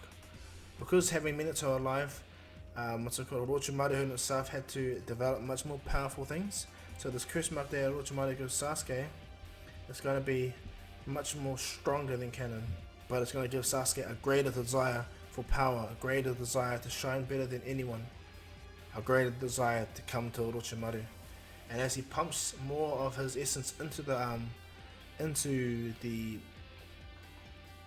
curse mark on Sasuke's neck, Naruto gets up, looks over, and as he's about to succumb to the Nine Tails again and explode in absolute rage, Orochimaru looks at Naruto, he jumps away, and as he jumps away, Naruto tries to rush him, but his body goes through massive, pain, because he doesn't realize that as he's standing there, a snake bit Naruto on the back of the leg, locking him in this position, and as Orochimaru sees this, he jumps back down by Naruto, and he instantly does a seal on his hand, and he punches Naruto, but this time he punches Naruto so hard that Naruto coughs out blood. And as he does this, he twists his hand, and for the brief moment before the seal took over, Naruto exploded in the Four Tails, but it got resealed again. In doing so, Kushina and them felt it. Orochimaru knew that this was more like a beacon, a warning signal. And so as Orochimaru sees this, he goes, whoa, so he's the Nine Tails Jinchuriki, that's one, and he needs to get out of there. So Orochimaru unsuccessfully takes Sasuke's, but unsuccessfully doesn't take Sasuke's body, and not only that, he gives Sasuke a stronger seal that will make him come to him. And as Orochimaru skips and bails, runs away, Konoha Shinobi come closer, Minato appears as well, only due to the fact that Naruto's power. And this is when people slowly but surely begin to learn that Naruto is also the Nine Tails Jinchuriki. And this goes to wonder, there can't be two Nine Tails Jinchuriki, can there? And it spreads within the village. Danzo hears this belter, and he's Danzo's itching for, he's getting there, guys. And so, as everyone comes to, slowly but surely come to realize upon that, Naruto gets up, recovered from his injuries, And he sees Sasuke, curse mark on his neck is healed his wounds, but it's got a deeper bond that can't be removed. The fourth Hokage asks us, or ponders, should he remove Team 7? But Naruto gets up and goes, no, we can do this. Just because you're my dad, I don't need special treatment. Naruto stands up and Sasuke does the same thing, even though he's in absolute pain. They look at him and goes, we're ninja of the hidden leaf. It's a wall of fire. And as the fourth Hokage see this, and all the the Jonings and Chunin see this, they look agree. And so Naruto and Team 7 will continue. From here, because they're already taking up the Sound Ninja, everything's much more easier to move forward to the tower, where they actually make it a little bit later than everyone else, to be honest, Team 7. In doing so, Sasuke and Naruto, need to recover. Sakura's fine. Sakura goes, what about the thing on your neck, Sasuke? And Sasuke goes, don't worry about it, leave it alone. Bear in mind, this is a much more upgraded and powerful curse mark on Sasuke's neck, meaning he doesn't need to go through that pot where Kimimaro carries him in, or the Sound Four carry him in. Yeah, he doesn't need that. Instead, Sasuke just needs to activate it and continue to use it to have this ability draw him into Orochimaru. And so Sasuke tells Sakura to not worry about it. His fight with the Sound Ninja relatively goes almost the same. Sasuke is just way more faster, but the curse mark itself, when he first activated it, it hurts him badly. Sasuke burns and screams in pain, and the Sound Ninja grabs Sasuke and tries to absorb his chakra. Sasuke looks at him and breaks his arm immediately. And so grabs the Sound Ninja's face and hits him in the gut so hard that he coughs out blood. And Sasuke throws him away. As Sasuke throws him away, the Sound Ninja hits the wall and craters it massively. Everyone looks at Sasuke and how strong he's become. Everyone is astounded. The curse mark has gone down Sasuke's arm and up his head. And they're like, whoa. Naruto's looking on, he can't believe what just happened. Sasuke deactivates it, understanding what it takes to trigger it. Sasuke, in a sense, knows what he needs to do. As Sasuke makes it to the next level, his demeanor completely changes. He's no longer that Sasuke that that Naruto and Sakura and everyone come to know. He's more like his canon counterpart, cold, jealous. He needs power, wants to be the best. And so this Sasuke from now begins to pull away from the team. Kakashi tries to seal the curse mark on Sasuke's neck, but the curse mark itself rejects the seal. And not only that, Sasuke, Kakashi almost gets a reverse seal upon him that binds him and hurts him in a bad way. But luckily Kakashi was able to move away. In doing so, Kakashi was kind of unnerved about this, and so he went to Minato. When he explained to Minato and Kushina the seal upon his neck, they with Fugaku and the permission like that, they'll examine it further, but that's for Sasuke's story anyway. Naruto, in his regards, he takes out Kiba really easy. Kiba's still cocky, and he believes that he's going to become Hokage, and Naruto's special. He's just a Hokage's son. But Naruto just appears and punches Kiba in the face. Bear in mind, Naruto is not wearing his weights at all at this present time. He needs to really get them done, because remember, he's still recovering. And as Kiba's done, like Naruto still has similar reactions with Hinata and Neji, but it's not to the same greater degree. Not at all. But he tells Neji that he will change the Hyuga way. It's his goal. And so everyone's fight nearly goes all the same. Sakura, she beats Ino this time. And so she makes it into the finals as well. And so after all Team 7 makes it into the finals, this has been the one month holiday, 1 month training comes, I guess. Sasuke goes off on his own. He was gonna, Kakashi offered to train him, even Itachi, but now Sasuke wanted to go on his own. He understood. He remembered the training he did with Kakashi with activating the Sharingan, and from there he knows what he needs to do when it comes to it. But he has a new power that he needs to master. Bear in mind, this power is much more stronger than canon. Okay, I needed to fit this narrative. Sakura herself, this is what happens with her. She's kind of confused what she needs to do, and then Kakashi explains that not only do you have perfect chakra control, Sakura, but you got earth and water chakra nature. And Sakura goes, and she goes, I can teach some earth style jutsu and some water style. And she goes, she understands. She goes, alright. Like, and not only that, Kakashi also begins to tell Sakura he can even teach her how to do genjutsu much more effectively. And so Sakura agrees.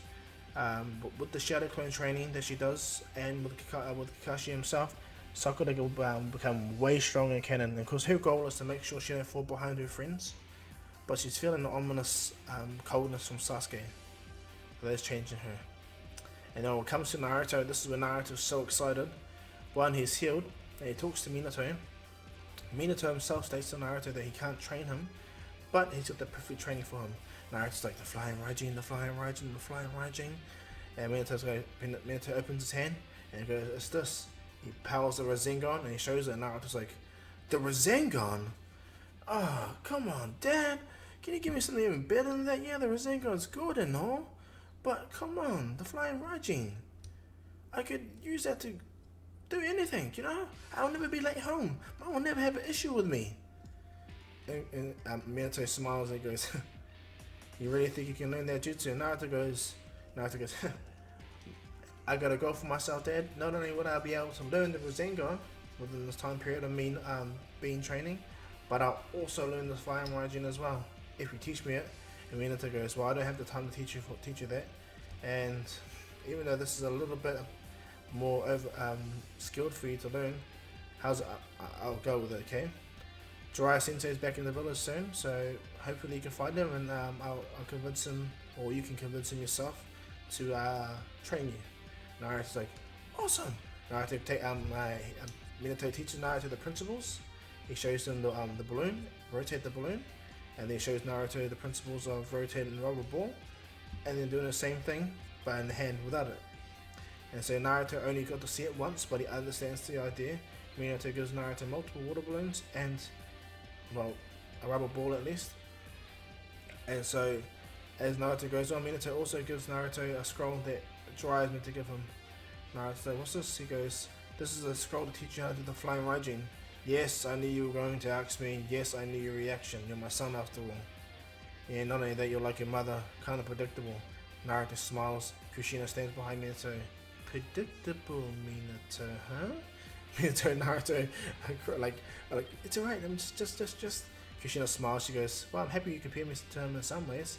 She tells Naruto, don't follow any of the perviness that is Jiraiya Sensei. Do you understand? Naruto's like, yes, Mom. I understand. Good. So Naruto goes off and he goes to find Jiraiya, and first Naruto thought it was easy, but then after 10-20 minutes he can't find him. He's like, huh? So he rushes back to his dad. He goes, where would I find him if he was in the village? Minato has kind of blushes and states, well, have you tried the bathhouse? And Naruto goes, no. But why would he be the bathhouse? And Minato goes, just check it out. Naruto goes there and flies there. He pretty much speed blitzes the entire area.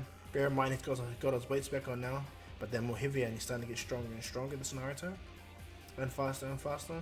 Naruto lands, and lo and behold, he sees Jiraiya Sensei. He goes, Jiraiya Sensei. Jiraiya turns around and goes, and as he turns around, the woman that Jiraiya's peeping on see that he's there, and they catch him out and growl him and all that. Jiraiya looks at Naruto and goes, damn it, Naruto, I was just getting some content for my story. Naruto goes, my mom said you're just a perv. That's what it is. Jiraiya goes, whoa, Kushina, you don't need to be like that.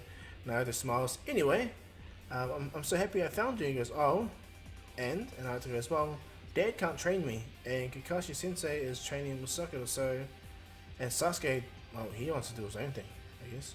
So I want to know if you could train me, as you trained my dad before me.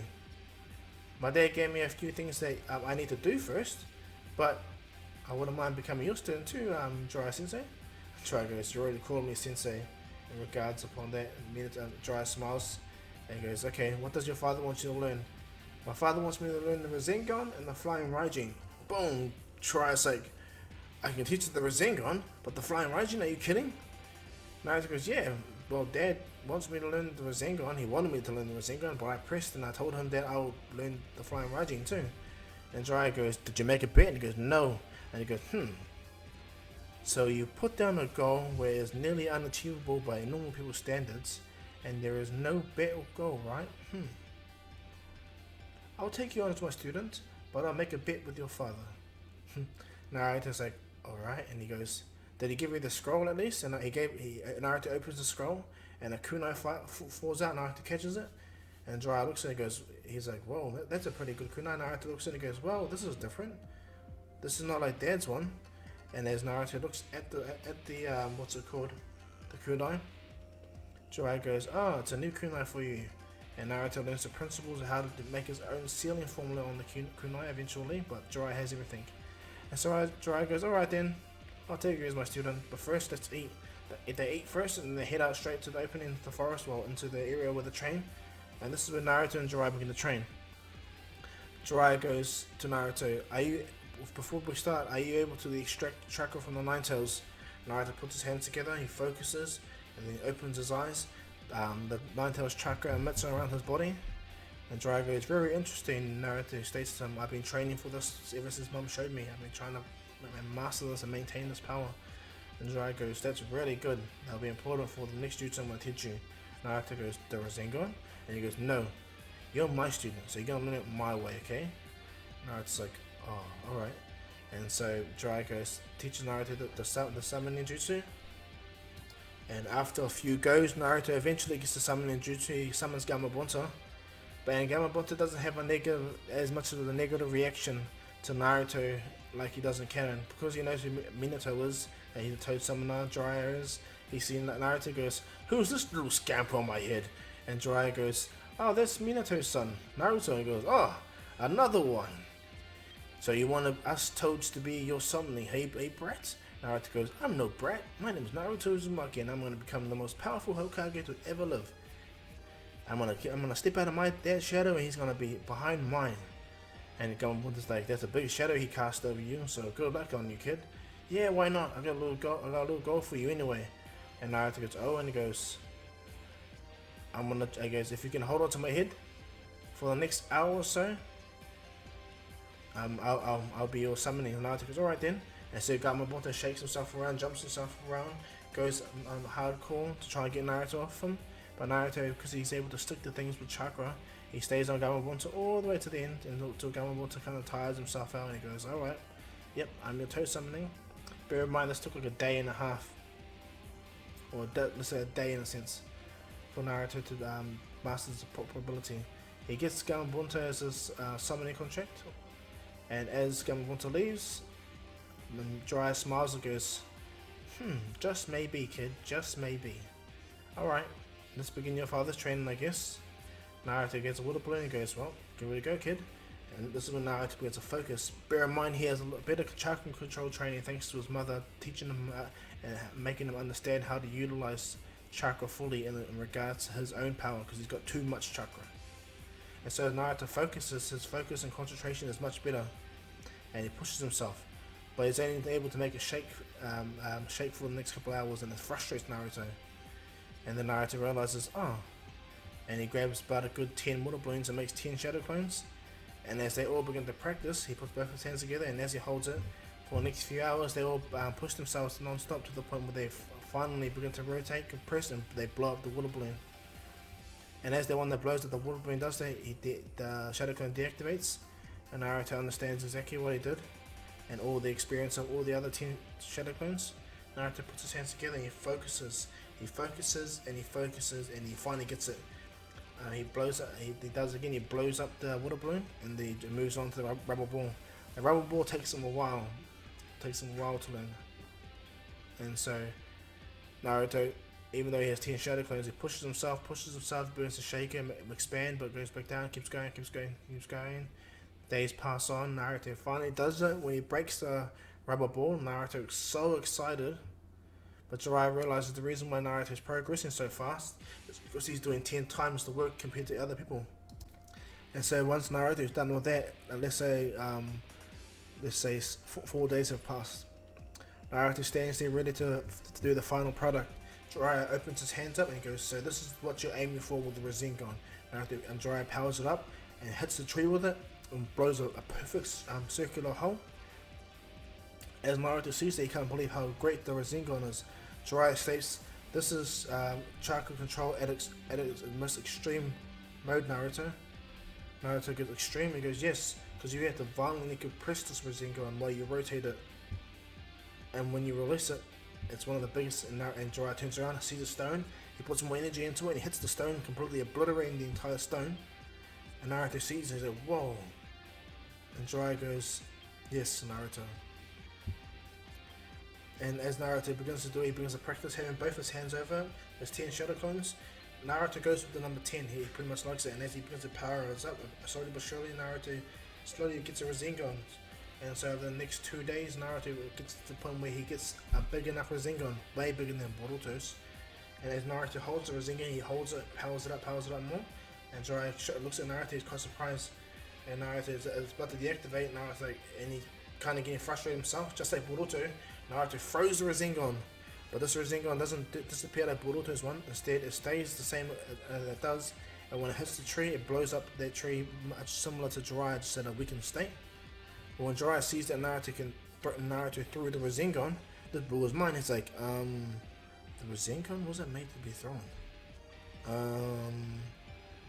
And as Naruto begins to practice that, Jiraiya's like, wow.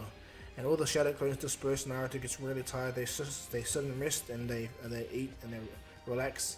And as Naruto rests for the next day comes. Naruto's the first time up before Jiraiya beginning to practice, has his 10 shadow clones already activated. They all begin to do their Rasengan training. And as each shadow clone begins to create a Rasengan slowly but surely over the hours, it becomes more apparent to Jiraiya that this Naruto, despite him not being as good as Minato, he's on a class of his own. And Jiraiya realizes again that Naruto's wearing these weight belts on his legs.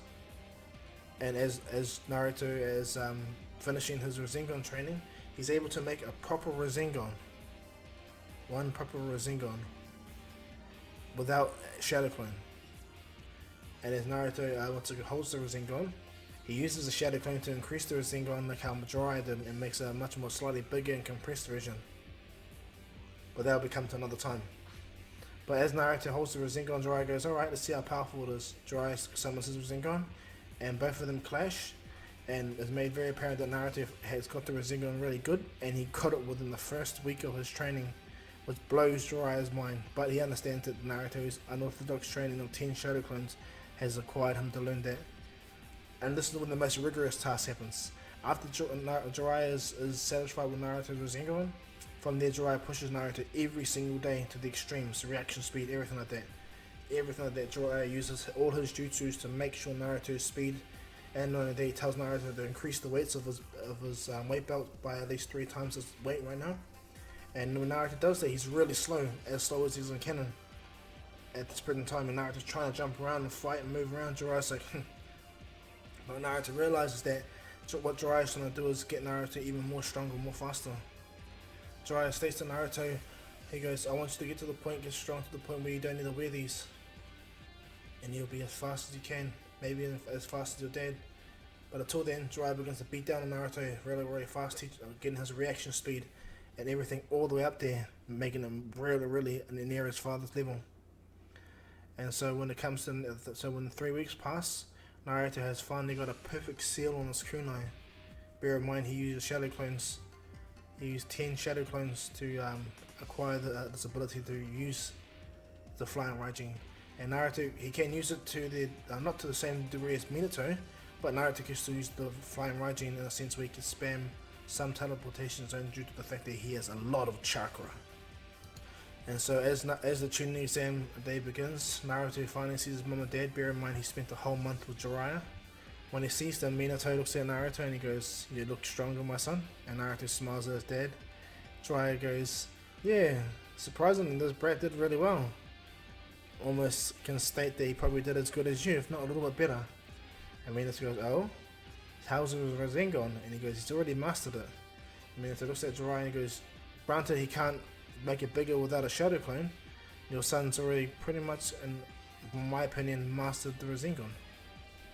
And as Minato's talking to Jiraiya at the Chunin exams, what happens is Naruto's getting himself ready.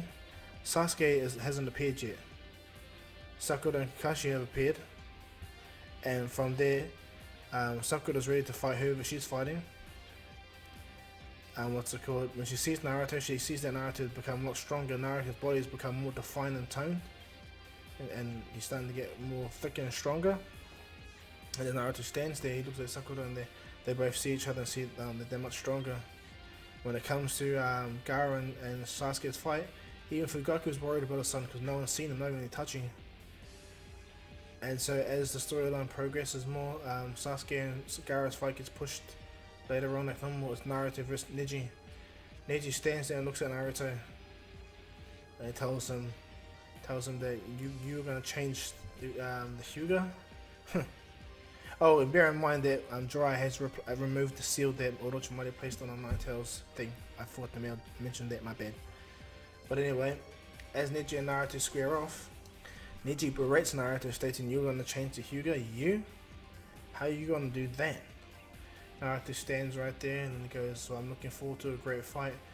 Jiraiya can see that Naruto's still wearing his weight belts on his leg, but he's increased the weight even more. Jiraiya goes, "What's this kid up to?" And as Naruto gets ready, Neji activates his Byakugan and he sees the weight belts on his legs. And he goes, "Why do you still wear those things?" And he goes, "Regardless, even if you still keep those on, I take you out, I win fair and square." And Naruto goes, "Alright." Then Naruto rushes at Neji, and because Naruto is much slower than it would be, well, he's dramatically slower to be honest. He's as fast as his Kennen counterpart, so when he fights Neji mops the floor with him. Naruto does his best with the shadow clones and everything, but due to the weight restrictions on his body, Naruto, as said, is still as relative to his Kennen counterpart at this present time. Neji gets to the point where he's able to do mean rotations and take out all the shadow clones, and get to the point where he actually numbs Naruto's arm. He completely binds it entirely. Naruto's arm goes limp, and as Neji sees this, Neji kicks Naruto around the gut, pushing him back enough for him to go into the 8 trigram state, and he begins to do his rotation 1, 2, 3, all the way up to 64 palms.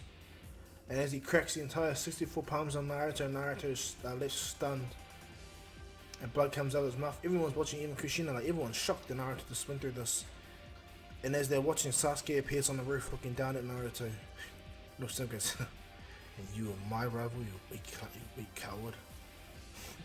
Sasuke jumps away, ready himself for his fight at least. He's completely different now, his aura has changed dramatically.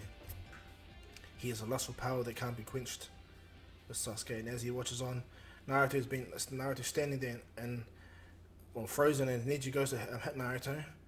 Naruto immediately he activates the Ninetales chakra he has within him, but he pushes as much as he can out, and as Neji's hand is about to hit him, Naruto's chakra, Ninetales chakra pretty much makes the barrier, and a tail grows out, smacking Neji away. But the Ninetales chakra was only there to activate all his locked up weakened body parts and heal him for all his injuries. And so as Neji gets up, he sees the Ninetales aspect within Naruto, and this is when everyone finally concludes that Naruto has the Ninetales chakra. Ninetales within him. And Naruto deactivates the Ninetales chakra cloak. He's out of Neji's hold. Naruto goes, "I can see why the Hyuga are formidable." Naruto undoes his weight belts, picks them up and looks at them. He goes, "Now it's my turn." Boom! As Naruto lets go of the weights, he already appears in front of Neji. And as he appears in front of Neji had no time to react. Naruto punches Neji right in the face. Then as Neji is about to hit the ground, Naruto already catches him, speed runs him into the wall, hits him into the wall. Neji tries to even do something to Naruto, but to Naruto, he's floating in mid-air, he's super slow. Naruto jumps up in mid-air, speed blitzes, kicks Neji right in the gut, hits him in the ground. And what happens is, as Neji hits the ground, the weights that Naruto removed off his legs finally touch the ground. So bear in mind, Naruto moved so fast that as he let go of the weights, the entire time they were falling, he managed to do so much damage to Neji. And as Naruto stands down, he bears his dad's kunai and he walks away and he goes, "The Hyuga are meant to be mighty, as you said, but that's not the case. You're not defined by your destiny that you believe. You're defined by your choices, the choices you make. Destiny is what you make it, not what is set in stone. I'm the son of the Hokage, but I'm going to become the best Hokage there is. I'm going to stamp out of my father's shadows." Minato smiled, understanding his son's resolve. Kushina is proud of his son for mastering the Ninetales chakra to that degree. Even the Ninetales is quite impressed. And not only that, the speed of Naruto shocks everyone. Sasuke is looking at Naruto. He couldn't believe that Naruto moved that fast. He had to activate his Sharingan just to see Naruto move. And Sasuke is reeling from the fact that he thought he was powerful. Watching his friend not only break free from an attack that pretty much crippled him, he had such power hidden within him. He is so fast that he could not barely see. All the Uchiha police force out there, everyone out there, they're quite baffled upon how powerful Naruto is. Neji's on the ground crawling, bleeding out, and Naruto walks over to him and does a talk no jutsu on him, similar to Canon. And as Naruto throws Neji onto the ground, Neji completely collapses. The proctor calls Naruto the winner, and everyone cheers. Everyone cheers. Naruto throws his kunai up on the roof and instantly disappears with the kunai. And as he gets on the roof, he walks up, he sees Sasuke, and Naruto goes, "I noticed you." And as everyone finally sees where Naruto is, he sees Naruto with Sasuke, and this is when Sasuke's fight get called to come up. I'm actually going to state that this time Kabuto didn't pull out of the Chunin exams, and I'm going to state that Kabuto and Sakura are going to fight each other. That's going to be who they fight. Sakura fights Kabuto. Okay, so yeah. So as Naruto and them are there, Naruto is watching, Sasuke he jumps down into the arena and looks at Naruto and jumps down into the arena. And as he gets down, he has this feathery touch when he hits the ground. Fugaku can see that Sasuke has become so much powerful even Itachi as they look on. Bear in mind, the Kazekage that's there, the Gaara's dad that's there, that's actually Gaara's dad. Okay? Bear in mind, so the fourth Kazekage, the Gold Dust Kazekage, he is there for real. Orochimaru didn't kill him. However, you'll see. And as they sit there, they ponder on, the Kazekage goes to Minato. It will be interesting to see if my son challenges your son, the Kazekage son, and the Hokage son, the Jinchurikis of the leaf, and the sand. Minato smiles and looks at the Kazekage, and Minato looks forward. The Kazekage knows that Minato will wipe him out in a blink of an eye, you're dead. Okay. And as they look on, Mikoto is kind of nervous with Sasuke fighting this such a powerful and deadly opponent. As Gaara walks there, he goes, "You have the same eyes I do." Sasuke looks at him and goes, "Get on with it." Goes with the proctor, and the proctor begins. Sasuke immediately, black lightning appears over his body, and everyone notices that Sasuke rushes straight at Gaara. He throws a punch, the lightning goes right through the sand, and Sasuke disappears again, appears by Gaara behind him, and Sasuke pretty much copies what Rock Lee does. Bear in mind, Sasuke was wearing weight belts, but he realized that if he uses lightning chakra, he can amplify his movements, and not only that, the curse mark itself is fully bonded with him. And so no matter what you can do, you cannot remove the curse mark from this Sasuke Uchiha's body. It is his permanent curse mark. He did a lot of, in a sense, soul searching when he was training. And so as Sasuke begins to fight Gaara, it's made very clear that Sasuke is way too fast, way too strong. And then Sasuke immediately speed busts Gaara again, and Gaara thinks he's going to come behind him. He reacts to protect from behind, but Sasuke appears over top of him, punches Gaara straight down, and then Sasuke hits Gaara straight over a sand barrier. Gaara hits the ground, and he feels the lightning shock arc through his body. And Sasuke goes, "What's the matter? I thought you were some powerful murderer, aren't you?" Gaara looks at Sasuke and instantly floods the ground full of sand, making a massive sand tsunami, and as he picks it up, trying to grab Sasuke, Sasuke moves like a bolt of lightning as fast as he can out of the bear in mind. Sasuke has the Sharingan activated, and as Sasuke begins to run, what happens is the curse mark starts to spread across Sasuke's face, and this is when everyone fully sees the curse mark on Naruto and Sasuke. Fugaku and them are worried, even Minato, but nothing can be done, it's permanent. And as Sasuke stands there, Gaara tries his best, but Sasuke is way too strong. He begins to beat up Gaara badly. And despite him, even when he goes partial transformation, he can't keep up with this type of Sasuke. This Sasuke is something different, something way more powerful, way more monstrous. Gaara tries to do the absolute tsunami with all the sand. He tries to do massive as hailstorm, anything to try to get Sasuke, but Sasuke is too fast when he's using his curse mark and lightning chakra. Sasuke jumps around, he makes a shadow clone that goes around the other side, and Naruto's impressed. He can't believe how powerful Sasuke is and that his rival has become so strong. And as Naruto's watching on Sasuke's Sharingan, Naruto notices that Sasuke's Sharingan itself is 2 tomos, almost going to the point where it's 3. And so Naruto knows that this Sasuke is much more stronger and faster. Fugaku can't believe his son's strength too. And they're just watching on. And so as they're watching, Orochimaru from the bleachers, he's hiding and smiling and saying, everything's going to plan, I see. His addiction to my power has only allowed for him to pretty much shepherd his doom. And as Orochimaru looks on, his Sound Ninja and the Sand Ninja Shinobi have positioned themselves throughout the village, this time much more coordinated, because the real Kazekage and the real Orochimaru are working together. And so, as Gaara is about to partially transform and they're fighting, Gaara tries to, but no, Sasuke manages to stab Gaara right in the arm and clinch him and put lightning chakra through his body. Gaara screams, Sasuke headbutts him and throws him away, his strength increasing. And as Gaara gets down, instead of the Kabuto summoning the feathers, everyone just watches on. And as they watch on, Gaara begins to partially transform more, and everyone realizes that Gaara is the Jinchuriki of the Hidden Sand. And as Gaara begins to do massive amounts of wind style and everything like that, this works in Sasuke's advantage. He's able to use his fire style to amplify, making more like a scorch style fireball at Gaara. So Gaara breathes in, Sasuke shoots fireballs, and as he just releases it, the wind star and the fireball collide, exploding right in Gaara's face, injuring him and burning his body. Gaara gets up, Sasuke knees Gaara right in the head, and Sasuke grabs Gaara, throws him into the wall and throws him down. Gaara begins to almost fully transform, and he grabs Sasuke and he finally gets Sasuke and lays a massive hit on him, making Sasuke bleed. And as Sasuke does it, he catches the sand again, but Gaara grabs him and begins to wrap him up, and he goes, he wipes his blood, even the Kazekage is shocked. Gaara holds him and he goes, time to die, sand coffin, boom, sand burial. He does that, and as he begins to crush Sasuke, unfortunately for Gaara, this is when he made the biggest mistake. As the sand crushes him, it explodes immediately.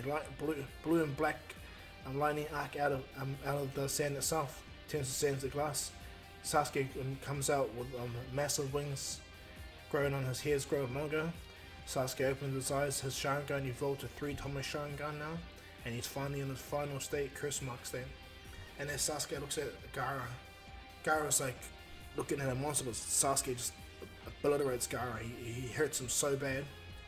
It gets him to the point where he can't even transform into the Shikaku if he wanted to. So, as Gaara is getting beat down by Sasuke is hurting him, holding him in the air. He flies straight up in the air, and he comes back down at max speed, and as he slams Gaara straight into the ground, it cracks the entire area. Sasuke stands over Gaara. He makes a little, pretty much like a Chidori. And as he goes to throw the Chidori down, what ends up happening is Minato appears and catches Sasuke's hand, and so does Fugaku. Minato and Fugaku appear on the arena. Minato catches Sasuke's hand, and Fugaku stands right in front of him with the Sharingan activated. Minato apologizes for interfering, but this is not how it is. Fugaku thanks Minato for stopping Sasuke, and he'll deal with the son. Minato agrees. Sasuke looks at his father, and Sasuke tries to resist. Yeah, nah, Fugaku's just way too much powerful. He gets into Sasuke's mind, and the Orochimaru part that's working at play massively. Fugaku tries to cut it out, but it's already embedded in his soul. Sasuke, no matter what, is drawn to Orochimaru, is pulling him there. An absolute powerful jutsu will be the only way to break him out of it. And so what happens is Fugaku pretty much takes Sasuke. Sasuke wins, of course, but in a different sense. Now, Orochimaru's watching, he's smiling, he can't believe how powerful Sasuke has become. Itachi's kind of shocked too. And so as Sasuke watches on, what ends up going down is comes to Sakura's fight. When Sakura stands there, she can get ready to fight Kabuto. Kabuto smiles and looks at Sakura and goes, I'm looking forward to this fight. Sakura goes, me too. And as the proctor begins, Kabuto immediately rushes at Sakura, making chakra scalpels and begins to attack. When people see this, they go, whoa, that's pretty advanced medical ninjutsu. And as he fights Sakura herself is used to reactional speed. She's actually much faster than she is in canon, but Kabuto's no pushover either. And as Sakura begins to duck and dodge, she gets hit by one of, Kabuto's chakra scalpels, and hurts doesn't like cut right through it, but it hurts her badly. She pulls herself down, and the moment Kabuto comes up, he hits Sakura and pretty much from his view decapitated her, but she was just a mist. And he's like, what the? Then Sakura does water style, water dragon jutsu. A massive water style comes out, and a water dragon appears and instantly engulfs Kabuto, pushing Kabuto back. And when Kabuto sees that Sakura not only survived the attack, but she genjutsu'd him and did a water style, they're quite surprised. Everyone's surprised that, what? Sakura can do water style? Like, huh? What's happening? And Kakashi smiles like, yep. If there's going to be any team in the finals, it's Team 7. And as everyone's watching on Naruto can't believe either, Kabuto's impressed and shocked. And as Kabuto gets up, Sakura does the earth bullet, giant earth boulder jutsu, spits at a boulder right at Kabuto. Kabuto manages to jump, but the boulder hits the wall, cracking it, and Kabuto's like, whoa. And Sakura does multiple of them, she does 5 of them, shoots it at Kabuto to the point where he has a duck and dodge, even cut one in half, to the point where he gets close to Sakura. And then when he gets close to Sakura, he goes to hit her, she turns to miss again. He's like, what's going on?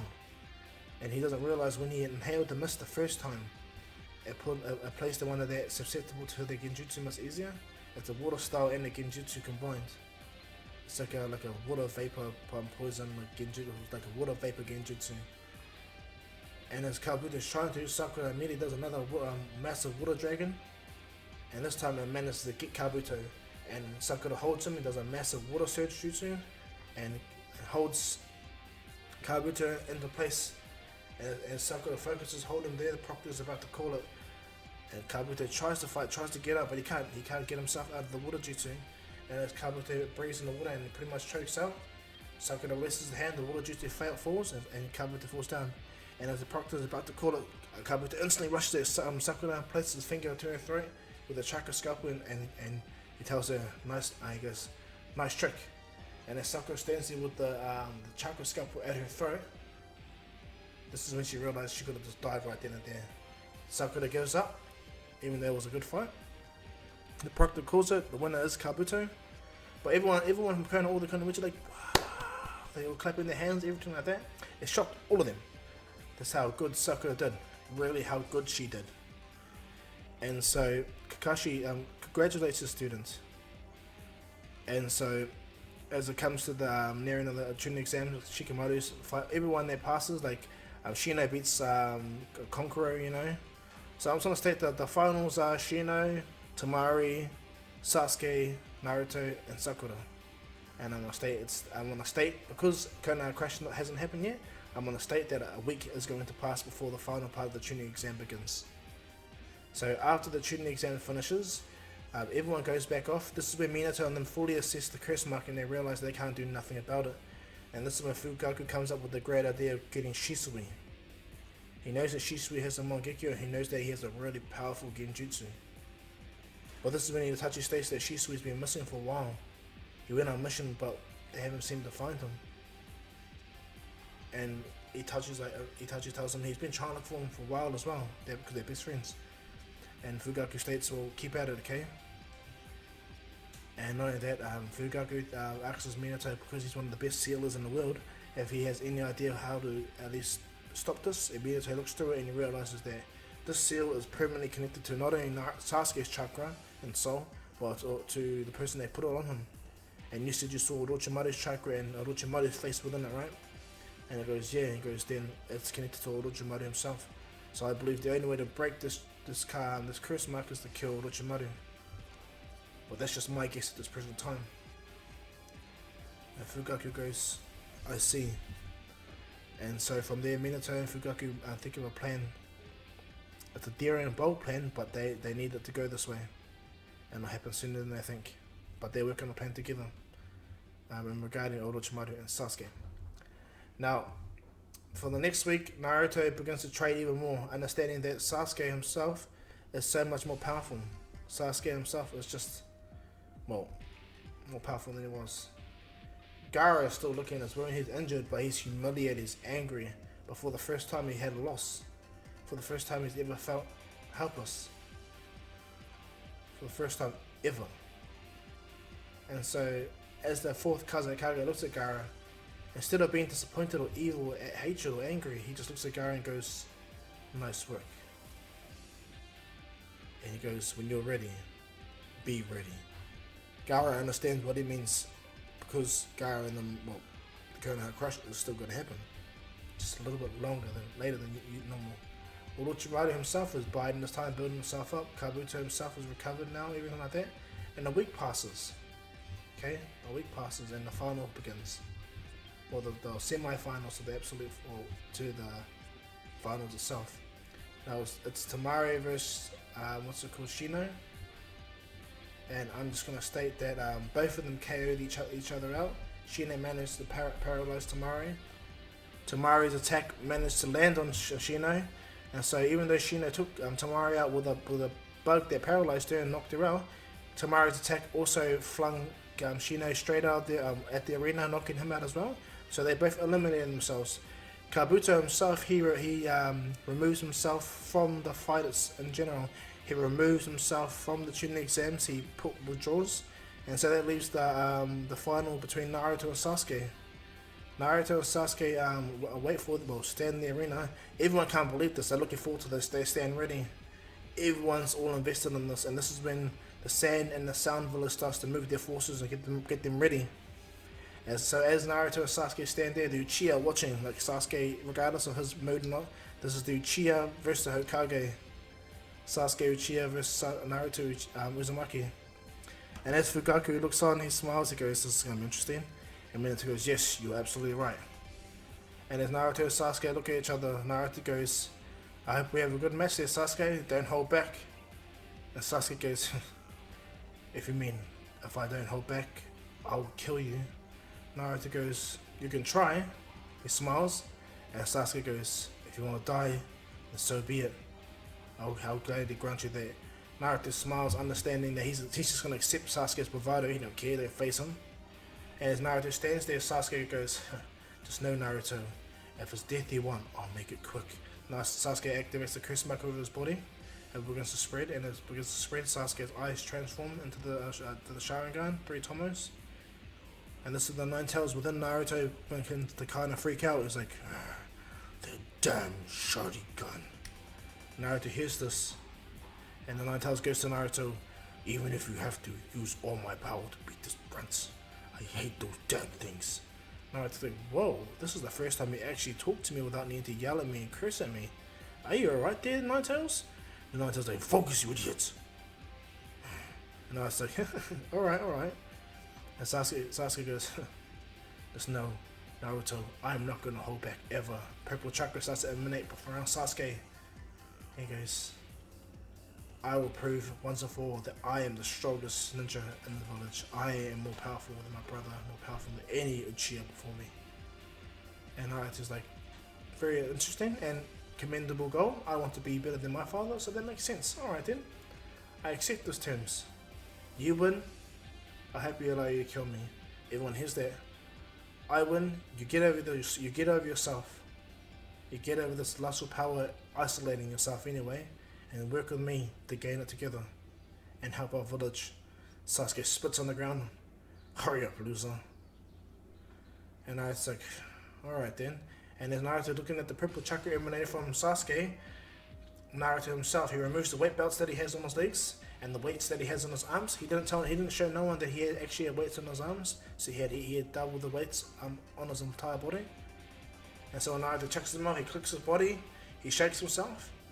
And then Naruto looks at Sasuke, he opens his eyes, and the Nine Tails chakra, well, the Nine Tails eyes itself activates on Naruto's body, and the chakra emits from his entire body, and Naruto walks over.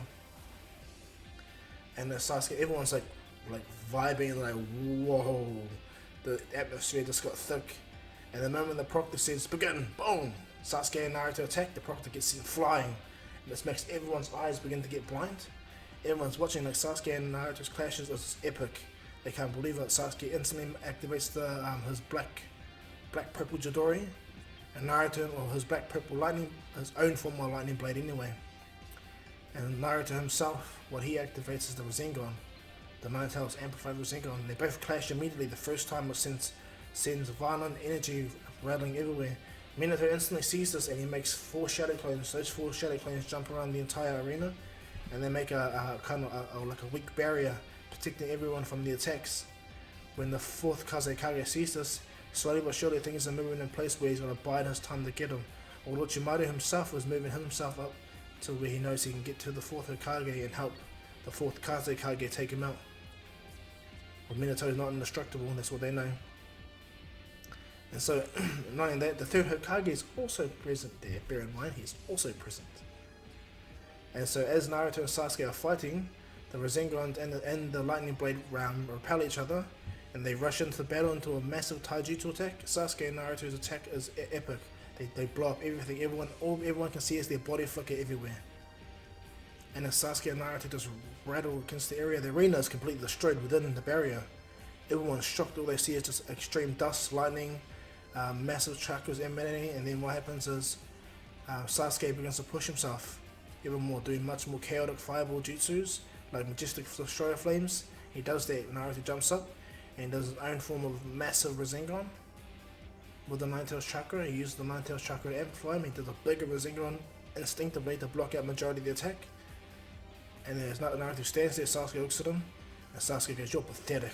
So Sasuke activates his full-powered Curse-Mark state with his wings out, and flies up, and he goes, "Your death is assured now, Naruto." And as Sasuke opens his hand, Lightning Chakra emits from Naruto's hands, Sasuke's hands, and Naruto goes, "Alright then, I'm seeing you not holding back. I'm guessing I'm gonna do the same. Let me have it, Nine-Tails." Boom! The moment Naruto hits this, a deep heartbeat hits Naruto. The Nine-Tails Chakra immediately floods out, 3 tails appears around Naruto.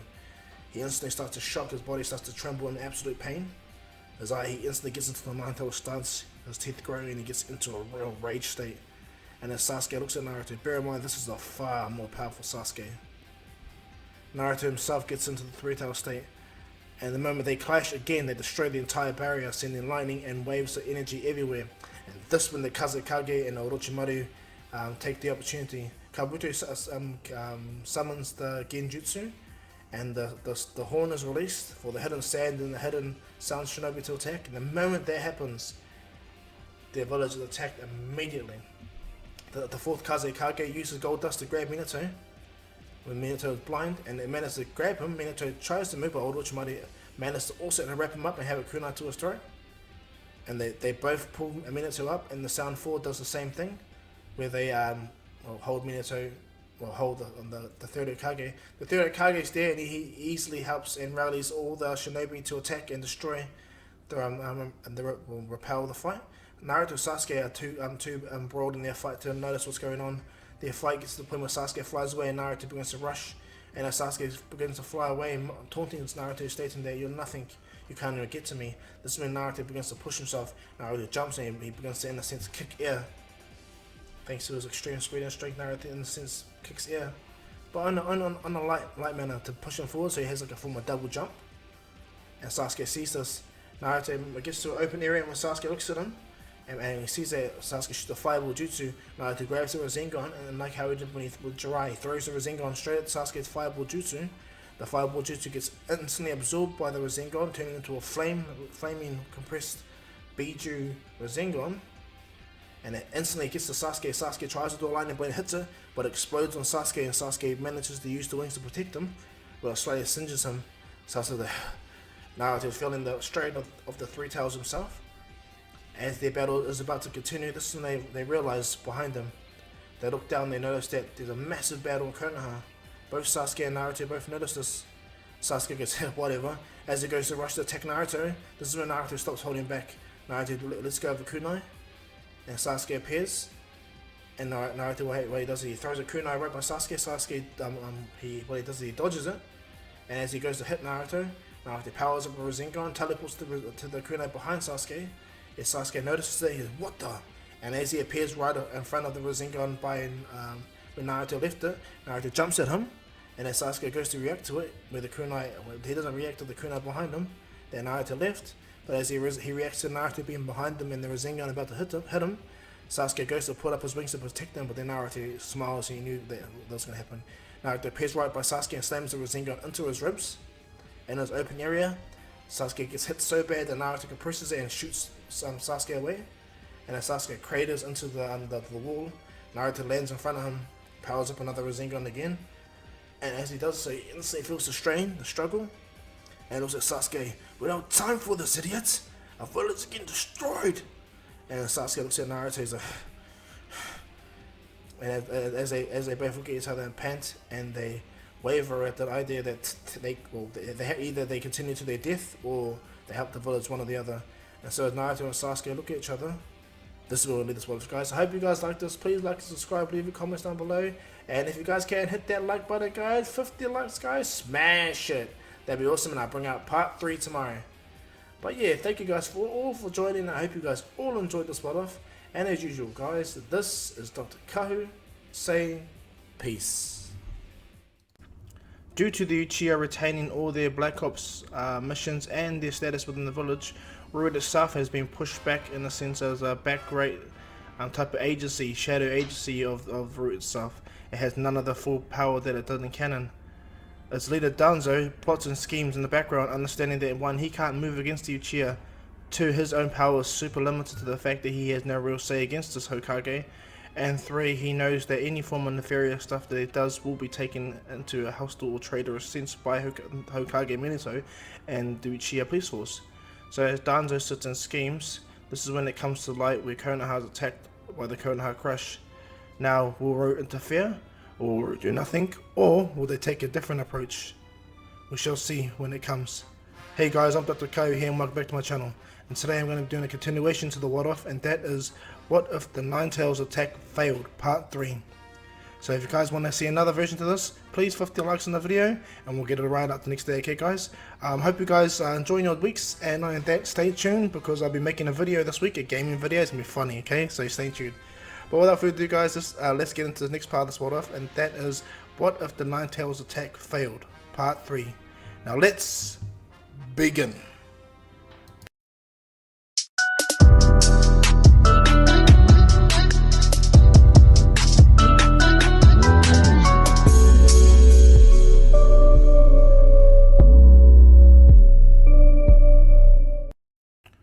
Now we're going to do a quick recap on what happened previously, guys, and then we're going to jump into this new what, okay guys? So what happened previously is both Naruto and Sasuke are the finalists in the Chunin exams. Bear in mind Kabuto pulled out, Temari and Shino took each other out, and so there's only Sasuke and Naruto left. With Sasuke and Naruto fighting as they begin to escalate, Sasuke activates the curse mark to his highest grade, level, or curse mark level 3, where he has his wings, and his 3-tomer Sharingan. Naruto himself allowing the Nine Tails chakra to go over him when he has Nine Tails chakra cloak in the tail. And so as Naruto and Sasuke are battling, they don't notice, but Konoha has been attacked by the Hidden Sand and the Hidden Sound Villas working together. The 4th Kazekage and Orochimaru managed to restrain Minato long enough to get into a barrier. And not only that, everything else is going to go relative, okay? So now that you guys got this brief recap, let's get into this next part, okay? So let's begin. Sasuke and Naruto both agree that they need to stop their fight for now. That they need to deal with what's happening in front of them. Naruto looks right at Sasuke and goes, "Are you really going to help me though?" And Sasuke looks at Naruto and goes, "You're not dead now, are you?" Naruto gets really irritated at Sasuke. Naruto looks at him and goes, you were never like this. We were close as friends. We were like brothers." And Sasuke goes, "Ha, brothers." And Sasuke goes, "Hurry up." Sasuke activates Lightning Chakra and speed blitzes into the village. Begins to start take out Sand Shinobi. Bear in mind, Sasuke is indiscriminately killing them. He's not gonna keep them alive. He's gonna waste them. All his frustrations of not being able to fight Sasuke and Naruto in all this attack. And so as Naruto and Sasuke enter the fray, Naruto with the shadow clones and Sasuke with his own immense power itself, they begin to take out all the Sand Ninja backwards and forth. And as they go through, this is when they see the Ino, Sheik and Choji, or Shikaku, Inuichi and Choza. When they use their abilities, Naruto's watching like, whoa, that's so cool. And as Konoha Crush commences or continues, Naruto sees the gigantic toad land in the village, taking up those 3-headed snakes. And when Naruto sees this, he goes, "Oh, Jiraiya's there." And so Naruto and Sasuke, they just being there, they help the village dramatically. But this is when something catches Naruto's eye. A massive wind bullet flies at Naruto. Naruto is able to duck and dodge it, and so is Sasuke. But by a couple of clones were Naruto were taken out. As Naruto looks on, he sees a partially transformed Gaara. Gaara looks at Naruto and goes, "You're the one that he wants. You're the one who's driving me crazy." He grabs his partial transformed hand, leans up, and goes to slam Naruto. Naruto sees this, he instantly blinks away, and appears by Gaara and punches Gaara so hard, sends him flying out of the village. and Naruto rushes out to fight Gaara. And as Naruto goes to fight Gaara, Sasuke himself, yeah, as I told you, he's indiscriminately killing Sand and Sound Shinobi, left, right, and center. Until Sasuke lands. When Sasuke lands in front of this one person removes his hood and looks at him and goes, "You're the one Lord of Orochimaru wants? You're his new vessel? How pathetic. Your weak hands have to rely on that power." Sasuke in this curse mark stage 2 is like, He goes to rush this person and throws a punch, but Sasuke's punch is caught. But it's not caught with ease though. This person's arm breaks, but cracks back into position. And as Sasuke feels, he gets pushed back, and a curse mark begins to spread across this person's body. And as Sasuke sees this big bone starts to spread out of his arm, Sasuke jumps back, and he begins to fly in the air. And what's it called? Kimimari looks at Sasuke and he goes, "I would like to see. I'll push you to your limits. I was meant to be Lord of Orochimaru's vessel, not you." Boom!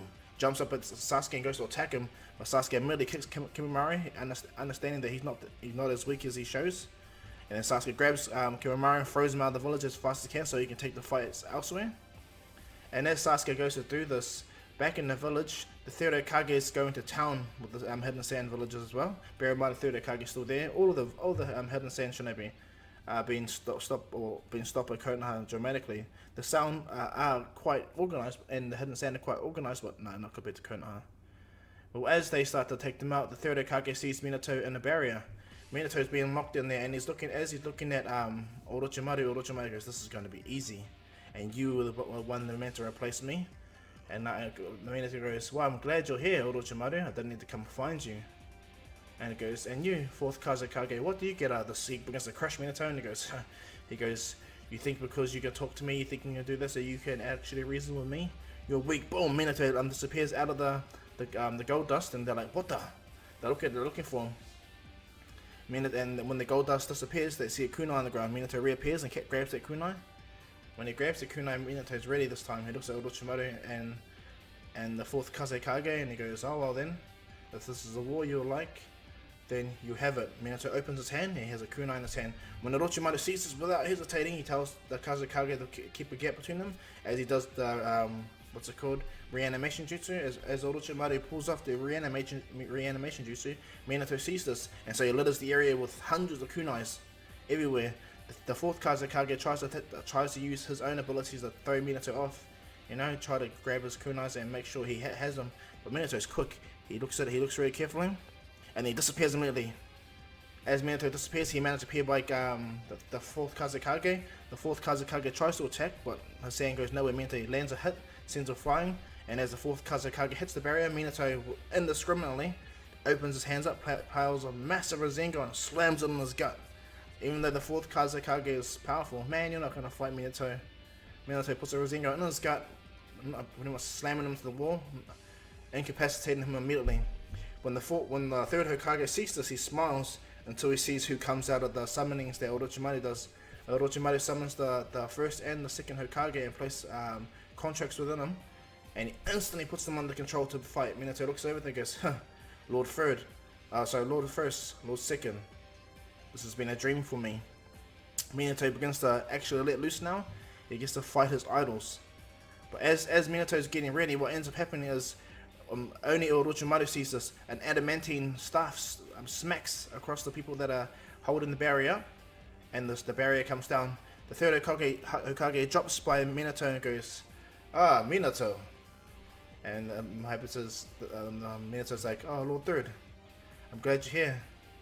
Aren't you happy to see your predecessors?" And the third Hokage goes, "Yes, these are our predecessors. You know what it is. It's our job to stop them, right, Naruto? Right, Minato?" Minato is right. And as Minato and them begin, Minato goes to take on the second Hokage. Bear in mind, Minato always wanted to take want to see his faster. And so as the battle begins, the second Hokage begins to use water style as the first does water style jutsu.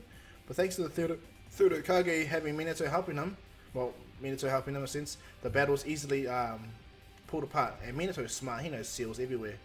And so as Minato jumps between, he fights the second Hokage, and he gets so much nostalgia, and he finds it fun fighting someone that has the same jutsu.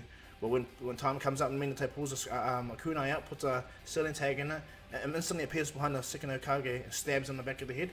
In doing so, the contract signed that Orochimaru placed on him instantly falls out, and Minato's contract sign itself takes over on the second Hokage.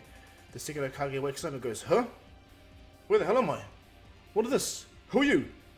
And as the second Hokage acclimatizes, what ends up happening, he sees the first Hokage attack the third Hokage, and he's like, huh? Brother, what are you doing? The fourth Hokage goes, sorry Lord Second, you are in the reanimation jutsu. That one over there casted it. We don't have much time before that contract with him runs out and he can take control again. He's like, and you are? And he goes, I'm the fourth Hokage. And he smiles, the fourth, huh? Interesting. Well, you gotta be powerful to be able to take my brother out. Minato goes, that's alright. Lord Third distracted long enough. Minato pulls out 3 kunais on each hand. And when the second Hokage sees this, he sees that these are got flying Raijin marks. Minato disappears like lightning and throws them everywhere. And what happens is, Orochimaru sees this, he takes this opportunity to attack the second Hokage, but the second Hokage does a water barrier around him. And Orochimaru gets hit by it, he's like, ugh. He's like, damn. And then the second Hokage does a massive water dragon. And he manages to ensnare Orochimaru and push him back. By this time, the fourth Kazekage is getting up. And you see what's happened. Minato is entering in the fray with the first Hokage, and as the first Hokage tries to do deep forest emergence, Minato is so fast that he slams a Rasengan in his gut. And as the first Hokage gets close to all of Minato's kunai, Minato goes between all of them, makes sure he incapacitates them to the max, to the point where he's able to stop him, throw him on the ground, and put a contract seal, unbind a contract seal within him too. And as the first Hokage wakes up, he's like, huh? What happened? Where am I? And the second Hokage goes, you just got your ass handed to you by the fourth Hokage. And the first Hokage's like, huh? The fourth? Oh my gosh, are we reanimations really? And the second Hokage's like, yeah, and he goes, I told you shouldn't have made this jutsu. It's stupid. And the second Hokage's like, oh come on, like they start arguing. The third Hokage's like, this is not surprising.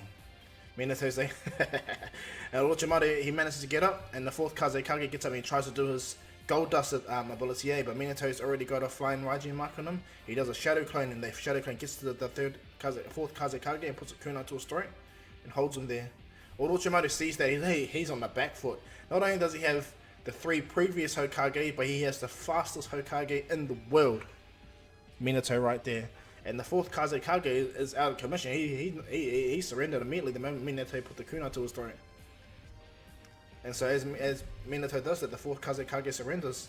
Orochimaru gets angry and he does all his worst jutsu he can. He summons millions of snakes to invade. He does all his worst jutsus combined just to even put a space upon him. But Minato's calmly but collectively looking. The second and the first and the third Hokage stay still, take out these snakes. And as they're watching, Minato's like, breathe in.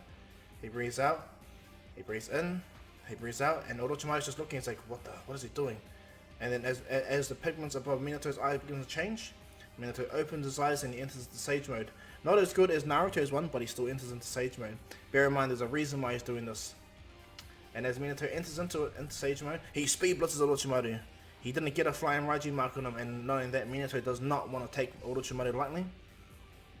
And as Minato gets there, he begins to fight Orochimaru. Orochimaru tries his best. He even tries to remote control the snake. And every time his body dies, he jumps out of it straight away. But still, Minato's there. He tries his best. But the moment Minato gets a mark upon him, it's over. Minato puts a different type of mark. Not just a contract with the flying Raijin mark. He puts a proper sealing jutsu on him. So when Orochimaru tries to jump out of his body, he's able to jump out of the body briefly. Or in a sense, but he gets pulled back in, the body recovers, but it's never going to be like how he did while he's in the presence of Minato, while the contract's on. Orochimaru sees this and he's struggling to get up, and as he goes, the rest of the Sound Ninja rush up to attack. They sacrifice their lives to make it to attack, you know. Just long enough for Orochimaru to get away. Orochimaru manages to get the seal that locked him in his body. His body was bad, and he managed to turn into a smaller snake and slither away as best he can. And as Minato appears where Orochimaru's withered body is, he's like, huh, he managed to get away this time. Orochimaru's gone. All the Sound Ninja. Sasuke killed a lot of Sound and Sand Ninja, but there's a lot of them left. And as the Konoha Crush pretty much failed in an epic way, Minato is dealing with cleanup within the village until he hears a loud explosion. They all look on, and this is when Kushina rushes to Minato and goes, it's Naruto. I can feel it.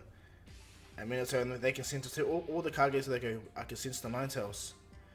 And they look at Kushina, and Surprisingly, the first Hokage kind of blushes and has like a crush on Kushina, only due to the fact that his wife was Mikoto.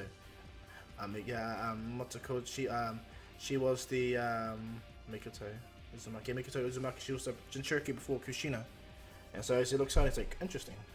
But when the first and second Hokage sense there's two Nine Tails, they realize. Then the first Hokage goes, "You split the Nine Tails," and the fourth Hokage goes, "Yeah, but that was only due to an incident." He goes, "Hey, not to worry." And then he goes, "Ho ho, the fourth Hokage! I'm very proud of you. I'm grateful the village is prospering. War or not, this is really great." The second Hokage is like, "Brother, where are you headed? We just finished coming out of like a former war zone. And speaking of really not hidden, when are you going to release this jutsu? Your contract seal has removed his, meaning you do have the power to release us very soon. When are you going to do so?" And the fourth Hokage goes, "Oh, sorry about that." And the first Hokage goes, No, wait. Let me just help out first." And so the first and the second Hokage try their best to help the village out. When they see that the Uchiha are thriving and in the village, happy, helping, like Fugaku appeared right in front of Minato and says, he goes, "Lord Hokage, we're wrapping everything up. I still can't seem to find my son." And he goes, "Sasuke?" And he goes, "No." And he goes, Alright then. And when Fugaku sees the Hokages previously prior to him, he bows to them in respect. The second Hokage looks at him and says, "Interesting." The first Hokage is like, "Ho ho! My dream of the village is coming true." He's so happy. "The Uchiha still live here, I see. I'm so proud of you all. Me and Madara's dream, of course, is coming true." The second Hokage is like, "Idiot." And so Fugaku goes on and does his mission, goes where he needs to do. Minato still contemplates whether he should help Naruto. Well, this is when Jiraiya comes and he goes, "No, leave that kid to learn. He needs to learn. He won't learn. He won't learn at all if you go do all his work for him, right, Minato?" Minato's like, "Oh yeah, true." And this is when Jiraiya sees all the Hokages. They all have their catch up. But as Kushina and them all watch on from a distance, everyone kind of watches on that is not in the battle or not getting up the village. Back to where Naruto is. Naruto's in his nine tail state, trying to duck and dodge all of Gaara's sand attacks and everything like that. And what happens is Naruto doesn't realize, but being in the nine tail state is making Shikaku go crazy. He wants to kill Naruto. He wants to kill the nine tails while he can. And so what happens is Shikaku convinces Gaara to do the possum jutsu, and he does. He does a possum jutsu, and Gaara pretty much falls asleep. Shikaku fully comes out of Gaara. And he's on his massive form, and he's like, "Now it's just you and me, you damn fucks, die!" Shoots massive air bullets at Naruto. Naruto's able to dodge like two of them, but the third one hits him with so much force that he hits the ground so hard that his body begins to bleed out. Naruto's standing there, he's like, looking at him, so he goes, he almost dodged it, but he didn't. The Nine Tails states to Naruto, "He means to kill me, the stupid One Tails." Alright then. He wants to play that game, two can do the same. Naruto's like, "What?" Yes, Nine Tails goes, "I'm gonna give you some more of my chakra. Don't let it get to your head, figuratively. Do you understand?" And Naruto's like, Alright, Nine Tails. And as the Naruto puts his hand in the water in his mindscape, the Nine Tails chakra floods out and envelops Naruto. But instead of choking him or burning him, Naruto's body immediately changes. He wakes up in the psyche plane. He is already in his four tails, enter into his fifth tails with the nine tails skeleton that appears over his body. And as Naruto's in the fifth tails, Shikaku sees this, and he goes, "Ooh, you're planning to get serious, hey you stupid fox? Take this!" He shoots another air bullet, but this is when Naruto is ready. He opens his mouth up and shoots a mini Biju bomb and shoots it right at the air bullet, destroying the air bullet. The Biju bomb almost hits Shikaku, but he places his hand up and it blows up right in front of him, pushing Shikaku over. Naruto jumps around the trees and begins to shoot him indiscriminately with multiple Biju bombs. Jumps around the trees, runs at max speed. All they're seeing is a massive red blur everywhere, red streak and multiple explosions. And from Konoha, all they're seeing is big ass explosions from a distance. Sasuke and Kimimura's fight had to stop because of the wake of Naruto and Gaara's fight. Shikaku's trying his best, his body's falling apart from the attack that Naruto's doing, and then Naruto still lands in front of him.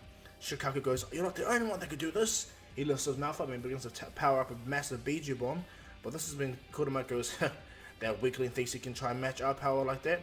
Alright then Naruto, we'll kick it up a little bit of a gear." Naruto goes into a six-tail state. This is when his mind starts to kind of blur out in and out. The nine tails like, "Focus!" Naruto's focusing, his body's starting to tremble, the pain is immense. And as Shikaku powers up a Biju bomb, Naruto uses the six tails plus his own mouth, and they make a bigger version of the Biju bomb, so shooting at Shikaku originally, but a more compressed version.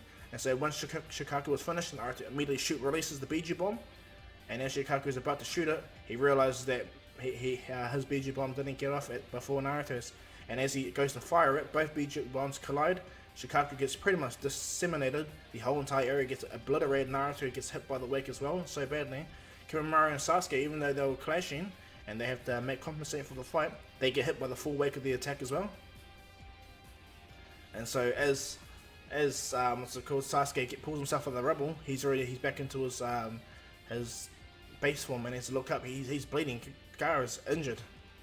Kimimaro injured too, and as they both look over, Naruto himself has just pretty much decimated the One Tails.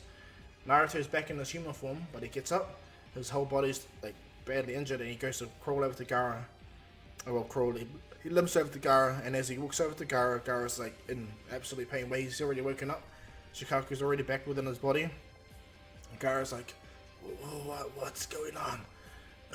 He's for the first time in years, his mind is quiet, and Naruto walks over, and he limps over, and Gaara goes, he tries to pull his hand up, and Naruto opens his hand and powers up a Rasengan. When Gaara sees this, he knows that Naruto will kill him with his Rasengan. So as he put his hand up, he drops his hand. He goes, ugh. He breathes out immediately. Naruto stands there, walks over to Gaara, and he asks, "What's your deal? What the hell was that?" And then Kurama explains everything upon the Nine Tails and all other tail beasts. Naruto briefly knows about it, but he didn't know that a kid like him would have the same kind of issue.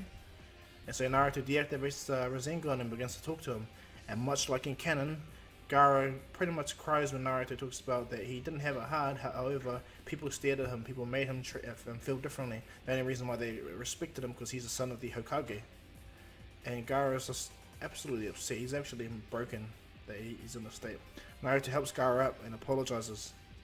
And he goes, "It must have been hard being you, being in a village where people hate you, being a weapon that you can't grow out of." Gaara just looks at Naruto like he's so sad. He's so sad, and Naruto goes, "Don't worry though, we're here, right? Me and you both, what do they call it? Jinchurikis of the Tail Beast, right?" And he goes, "Yeah." And Naruto goes, "Well then, we have to stick together as friends, right? We know each other's pain." Gaara kind of agrees, and Naruto lifts him up and walks him back to the village. What happens when Naruto gets next to the front gate? Minato's already there with all four Hokages are there looking at Naruto as he carries Gaara. And as they look at him, they all kind of press Naruto's like, "Hey, you were their face right there. You're the first the first Hokage, the second Hokage, the third Hokage. What's going on?" Minato kind of laughs at Naruto. And Naruto goes, "What happened anyway?" And he goes, "Don't worry, everything's wrapped up." And so Naruto goes, "And the assailants?" And he goes, "Orochimaru got away. But we have the Kazekage at least anyway, and we can proceed to talk upon the terms upon his surrender, and the Hidden Sand surrender to the Hidden Leaf." And so the next few weeks goes about it. Gaara himself, he's changed dramatically. The Hidden Sand come up to the agreement that they will unbiasedly help Konoha, even if it was war. They will agree to be permanent allies with Konoha, and everything that Minato's fine with it. He's not greedy. He doesn't want the Hidden Sand to give this, or that. And so he just tells them he's fine with it. They release the Kazekage. Gaara goes with them too. All the Sand Shinobi go back with them, but it's the Sound Shinobi that stays in Konoha. At this time, Kushina has had enough time to look over the curse mark. Bear in mind that both Sasuke and Kimimaro were fighting, and Kimimaro is back in the village too with Sasuke.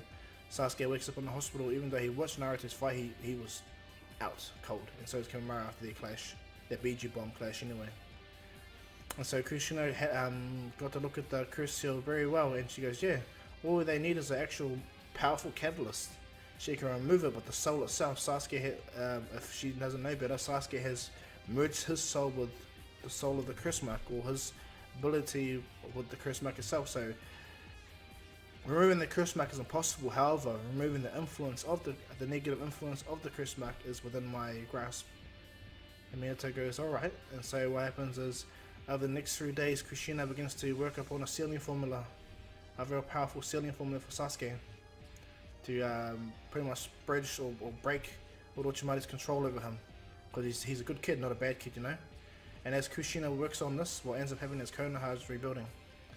And as Konoha's rebuilding, two shadows, two figures are standing on the what's it called, on the wall. And as these two figures walk over, it's Kisame and Shisui. Kisame's like, "You're back in your village there, master of the Sharingan. What do you think?" And Shisui goes, "They look like they repelled the attack of good. Let's do what we came here to do," and that's that, eh? And so Kisame goes, "Oh, alright then." And as Shisui and them land, what ends up happening is they walk through the village, and it's all Kakashi that spots them, of course, and everything goes relative. It's actually much worse for Kakashi, because Shisui is not only faster than Itachi and more experienced with the Sharingan. His Sharingan is monster, you know? He can do a Koto Matsukabe and end it immediately. But Shisui being the Akatsuki is a pretty big problem for Konoha, which is something we will address in the future. But as Shisui begins to take on Kakashi, he's nothing. And as Kakashi gets frozen by Shisui's genjutsu and he's about to, Kisame's about to swing on him, Guy immediately appears and kicks him away. And Kurenai herself managed to get some Uchiha police force members. Shisui himself puts on a mask and they disappear. Kakashi knows exactly what it was, and he himself is trying to recover. Now, when Shisui goes for the village, trying to find them and Kisame, they manage to find Naruto. They managed to see where Naruto is. Naruto himself was visiting Sasuke in the hospital. And as he walked out, this is when the two Akatsuki members, in full daylight, right in front of the hospital, approach Naruto. And they go, "Naruto Uzumaki, you're coming with us."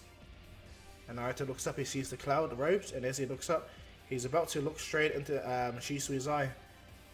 But Naruto, out of instinct, he keeps his head down, and he goes, "I'm not coming with you." He turns away, and Kisame goes, "Enough with this, we'll just take this brand and break through this village easy as. Whenever you're ready there, Shisui." And Shisui looks at Naruto and goes, "Naruto Uzumaki, look at me now." Naruto, and as Naruto's about to look at him, what ends up happening is Itachi lands right in front of Naruto, and he instantly jumps with the kunai. Shisui pulls the kunai, and they begin to clash straight away. When Kisame sees this, he's like, "What the?" And he goes to slash at Itachi. Unfortunately for Kisame, he's in the wrong place. Fugaku appears and kicks Kisame straight in the face, and he lands and walks over, and he's like, he goes, "So this is their famed Akatsuki, huh? You're the hidden Mist Shinobi, Kisame Hoshigaki, right?" And then Kisame looks up, he's like, "And you're the boom." Kisame is already placed under a genjutsu by the red-eyed demon of the hidden leaf, Fugaku Uchiha. And as he instantly grabs Kisame tries his best to break out, but he can't fully. And so what he does is he gets Samihara to bite his hand, and as Samihara bites Kisame's hand, he's able to disturb the chakra just enough for him to break out.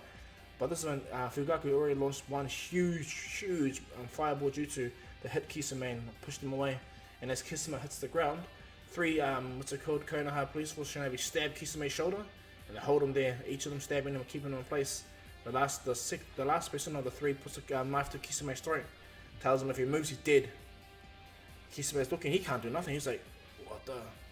And what happens, as Shisui recovers, he goes, "Long time, old friend." And he goes, "Where have you been?" And he goes, "I will tell you, but unfortunately, if I have to tell you, then I have to kill you." Shisui looks at Itachi, and Itachi has a Sharingan activated and goes, And as what happens is, as Shisui opens his eyes again, he activates the Mangekyo. And when he's about to hit Itachi with the Mangekyo ability, Fugaku appears, grabs Itachi, puts his hand over Itachi's eyes, and spins him around. And as Shisui looks at Fugaku has his Mangekyo Sharingan activated. And as they both stare at each other, Shisui can't get the Koto Matsukabe off, because I suspect Fugaku's Sharingan, because it is said that he can control the Nine Tails with his Mangekyo, easy as. And so as Shisui and Fugaku begin to battle it with their eyes, it's made very apparent that despite Shisui having the most powerful genjutsu, both dojutsus are at relatively the same power level. And this is when Shisui has to bust out his big guns. He pulls out a Susanoo and tries to attack Fugaku. He even uses Scorch style Fire Dragon Jutsu, multiple heads though. The Hydra Fire style or Scorch style Hydra Fire Dragon head.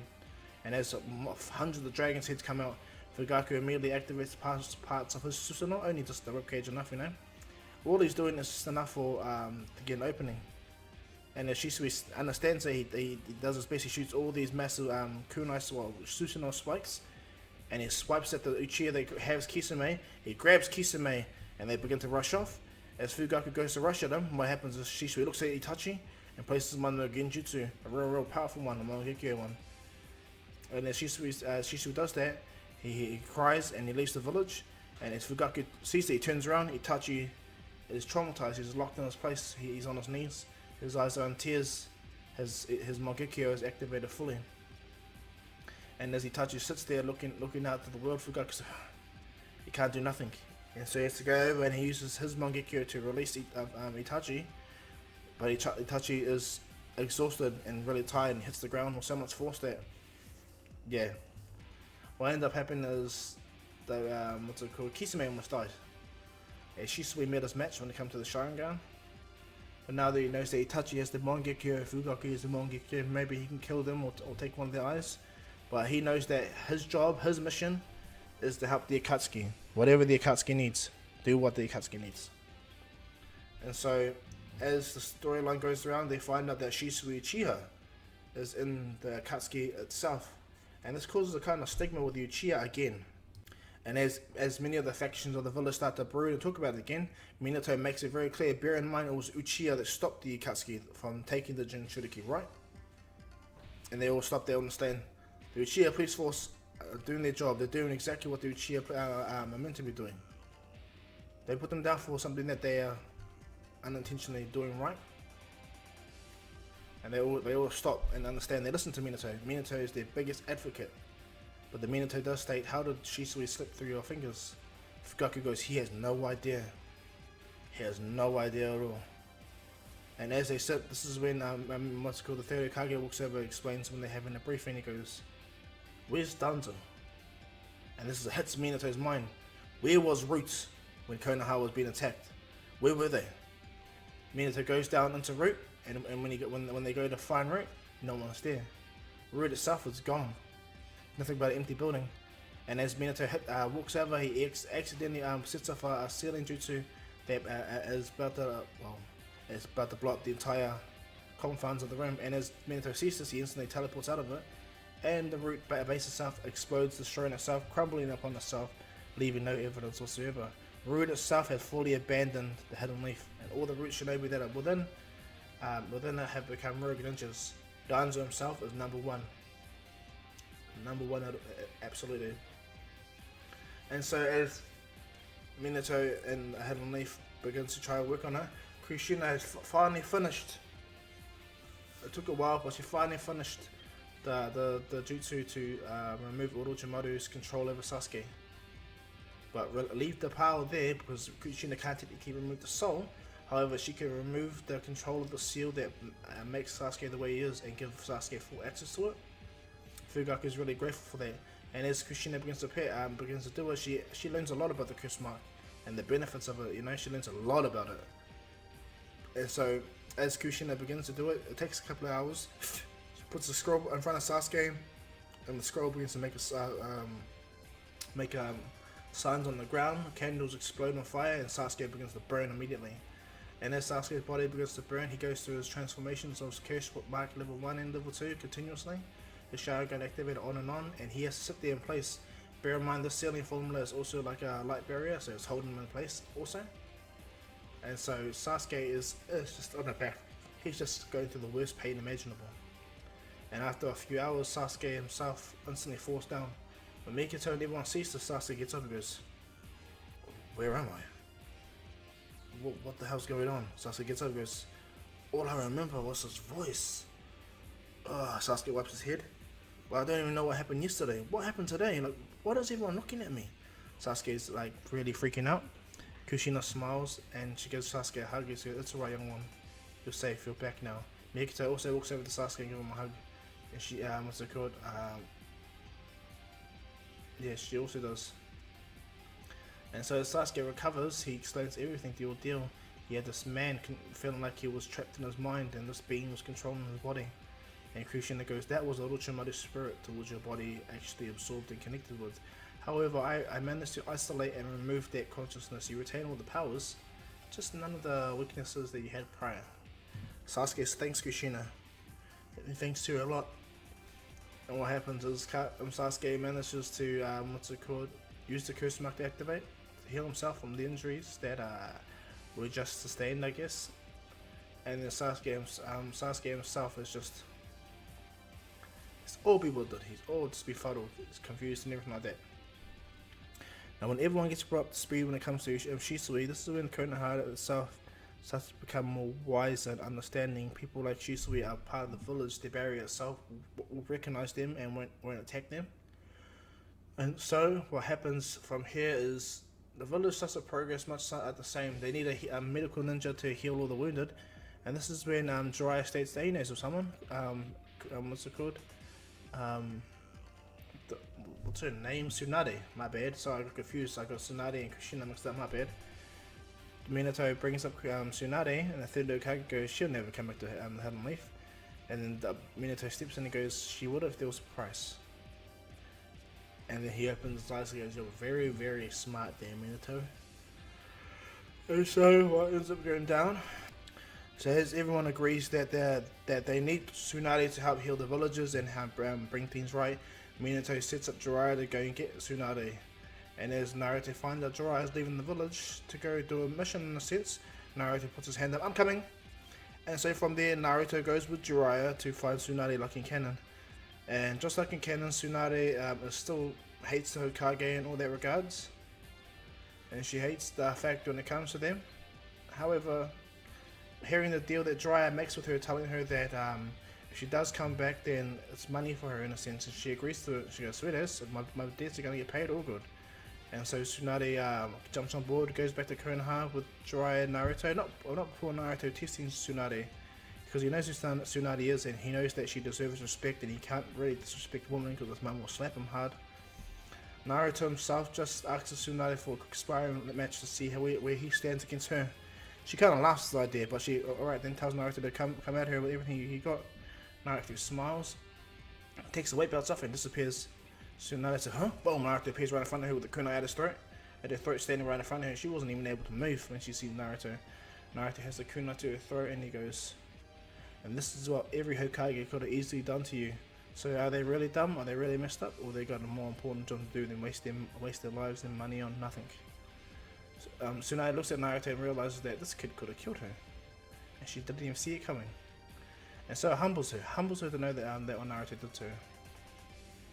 And so as they all go back to the Hidden Leaf Village, Tsunade and Jiraiya talk, and they have a really great catch-up. Tsunade comes back to the village and begins to heal everyone that was injured in the attacks, even Rock Lee, everyone. She begins to train better medical ninja and everything, and that's where things go relative. Now Sasuke is when he's fully awake now. Okay, I'm gonna say a couple of days have gone by. Sasuke, when he's fully awake, he's different. He's gone back to being Sasuke again. However, that absence of Orochimaru actually makes Sasuke not scared, but yearn for that power again, yearn for that being controlled again. Because in that regards, Sasuke himself was powerful, had none of the weaknesses. And so Sasuke, even though he's recovered in the Hidden Leaf, understanding that Naruto's doing all this stuff good and bad, blah blah blah blah blah, Sasuke himself is yearning for more power. And despite the absence, he's dramatically different, regardless of what Kushina did. And so as Sasuke for the next couple of days begins to ponder on it and practice his abilities, he's approached by the 4 sound ninja, but instead of them attacking him, they talk to him clearly and tells them that once you're ready, that they'll be ready to pick him up and we can take you to Orochimaru and he can help you. Sasuke at first is kind of irritated, but he gets over it and he agrees. He goes, he will have to go with them now. And so the Sound 4 are quite surprised and he rushes out with him. Now when they get out of the gates of the village gate, people try to stop them, but Sasuke just genjutsus them both and they hit the ground. And so as Sasuke leaves the village with the Sound 4, it's made apparent to the Hidden Leaf that some incursion happened to the Hidden Leaf. Everyone, all the Uchiha police force and all the Ombi members try to find out, but they slowly but surely find out that Sasuke Uchiha had left the village. And when they look upon, they're quite confused, you know? They're quite confused and stunned. And so quickly another team has been made and ready to at least, what's it called? Be ready to take Sasuke or bring him back. But what ends up going down is Naruto is immediately placed on the team. He's placed with Kakashi at journey level. Naruto's placed on the team, so Sakura. But then this is where Fugaku states this is an Uchiha medal. Let me deal with it my way. And then Naruto goes, no, this is a hidden leaf matter, not just an Uchiha medal. I'm Uzumaki and I also have the same anger. And then what happens is Fugaku looks at Naruto and understands that no, what Naruto said wasn't wrong. What Naruto said wasn't wrong at all. And so what ends up going down is, so as the team is assembled after their brief conversation, Kakashi with Sakura and Naruto head out. They have some more people ready. What happens is Itachi lands and he tells him he's coming as well. And Naruto smiles. Sakura kind of blushes and looks at Itachi and Itachi's like, huh? And so they immediately head off to find where Sasuke is. And as they go and they track him, they proceed to get pretty far until they're actually stopped by the Sound 4. The Sound 4, without even hesitating, activate the curse marks on their bodies. Bear in mind, these curse marks are relative to like how Sasuke's curse mark is much stronger. And so as this begins, Naruto goes, I have no damn time for this. Naruto activates the Minato's chakra, he takes off his weight belts and he disappears immediately. He rushes. Kakashi says, no Naruto, we need to stay together. Itachi. Itachi's like, And he goes, just like old times, right? Itachi smiles, yeah. Kakashi activates his Sharingan and looks right at them. And both Itachi and what's good and Kakashi take out the Sound 4 without even trying. And as they try to get up Sakura, becoming more useful. Sorry, it was really difficult for me to say useful instead of useless. But as now she's starting to become more useful, Sakura does a massive water style jutsu to actually throw him down and hold them in their place and locking them up. And then what happens is, as she does so, she does earth style to also lock them in place. So with the Sound 4 gone and neutralized, Kakashi and Itachi rush after Naruto. And as they get close, what ends up happening is Kimamaru's there. He stands there, pulls his bones out and starts to wreak havoc against Itachi and Kakashi, and it actually takes them off guard. And as Kimamaru's doing that, what goes down is Naruto is looking. Naruto is looking for him. And as Naruto is rushing through the area, he manages to see the Hashirama statue and Naruto runs and jumps on it, and as he jumps, he looks down, and then he instantly feels it, looks up. Sasuke has already thrown a kunai at Naruto, and Naruto's caught the kunai. And Sasuke goes, finally, you're not going to hide how you've always been pretending, right? Naruto goes, pretending? And he goes, you're so much stronger than what you are right now, Naruto, don't lie. I watched you take on that gigantic sand-based creature, and you took it out massively. Naruto goes, I got hurt in the blast. Or Sasuke goes, it doesn't matter. I've seen how powerful you become, and you left me behind. I don't have that power, Naruto. I'm not a Jinchuriki. And Naruto and Sasuke look at each other. Naruto states to him that this is wrong what he's doing. It's wrong what he's doing and he should come back to the village. And Sasuke goes, not from my perspective, no. And he goes, I thought my mom took care of your issue. And what happens is Naruto's standing there, of course. But Sasuke's not having it at all. Sasuke looks at Naruto and goes, we're going to pick up where we left off Naruto. Naruto's what? Sasuke puts his headband on, ties it up. And Sasuke activates the curse mark stage 2. And he goes, me and you, right now, to the death. You win, you either kill me or bring me back. If I win, I will kill you on the spot. Naruto's like, is that so? And Sasuke goes, yeah. And Naruto says, alright then. Naruto instantly goes, he goes, Night Owls. Naruto looks at Naruto and smiles. Naruto closes his eyes and the Naruto's chakra just explodes out of him, making a massive shockwave.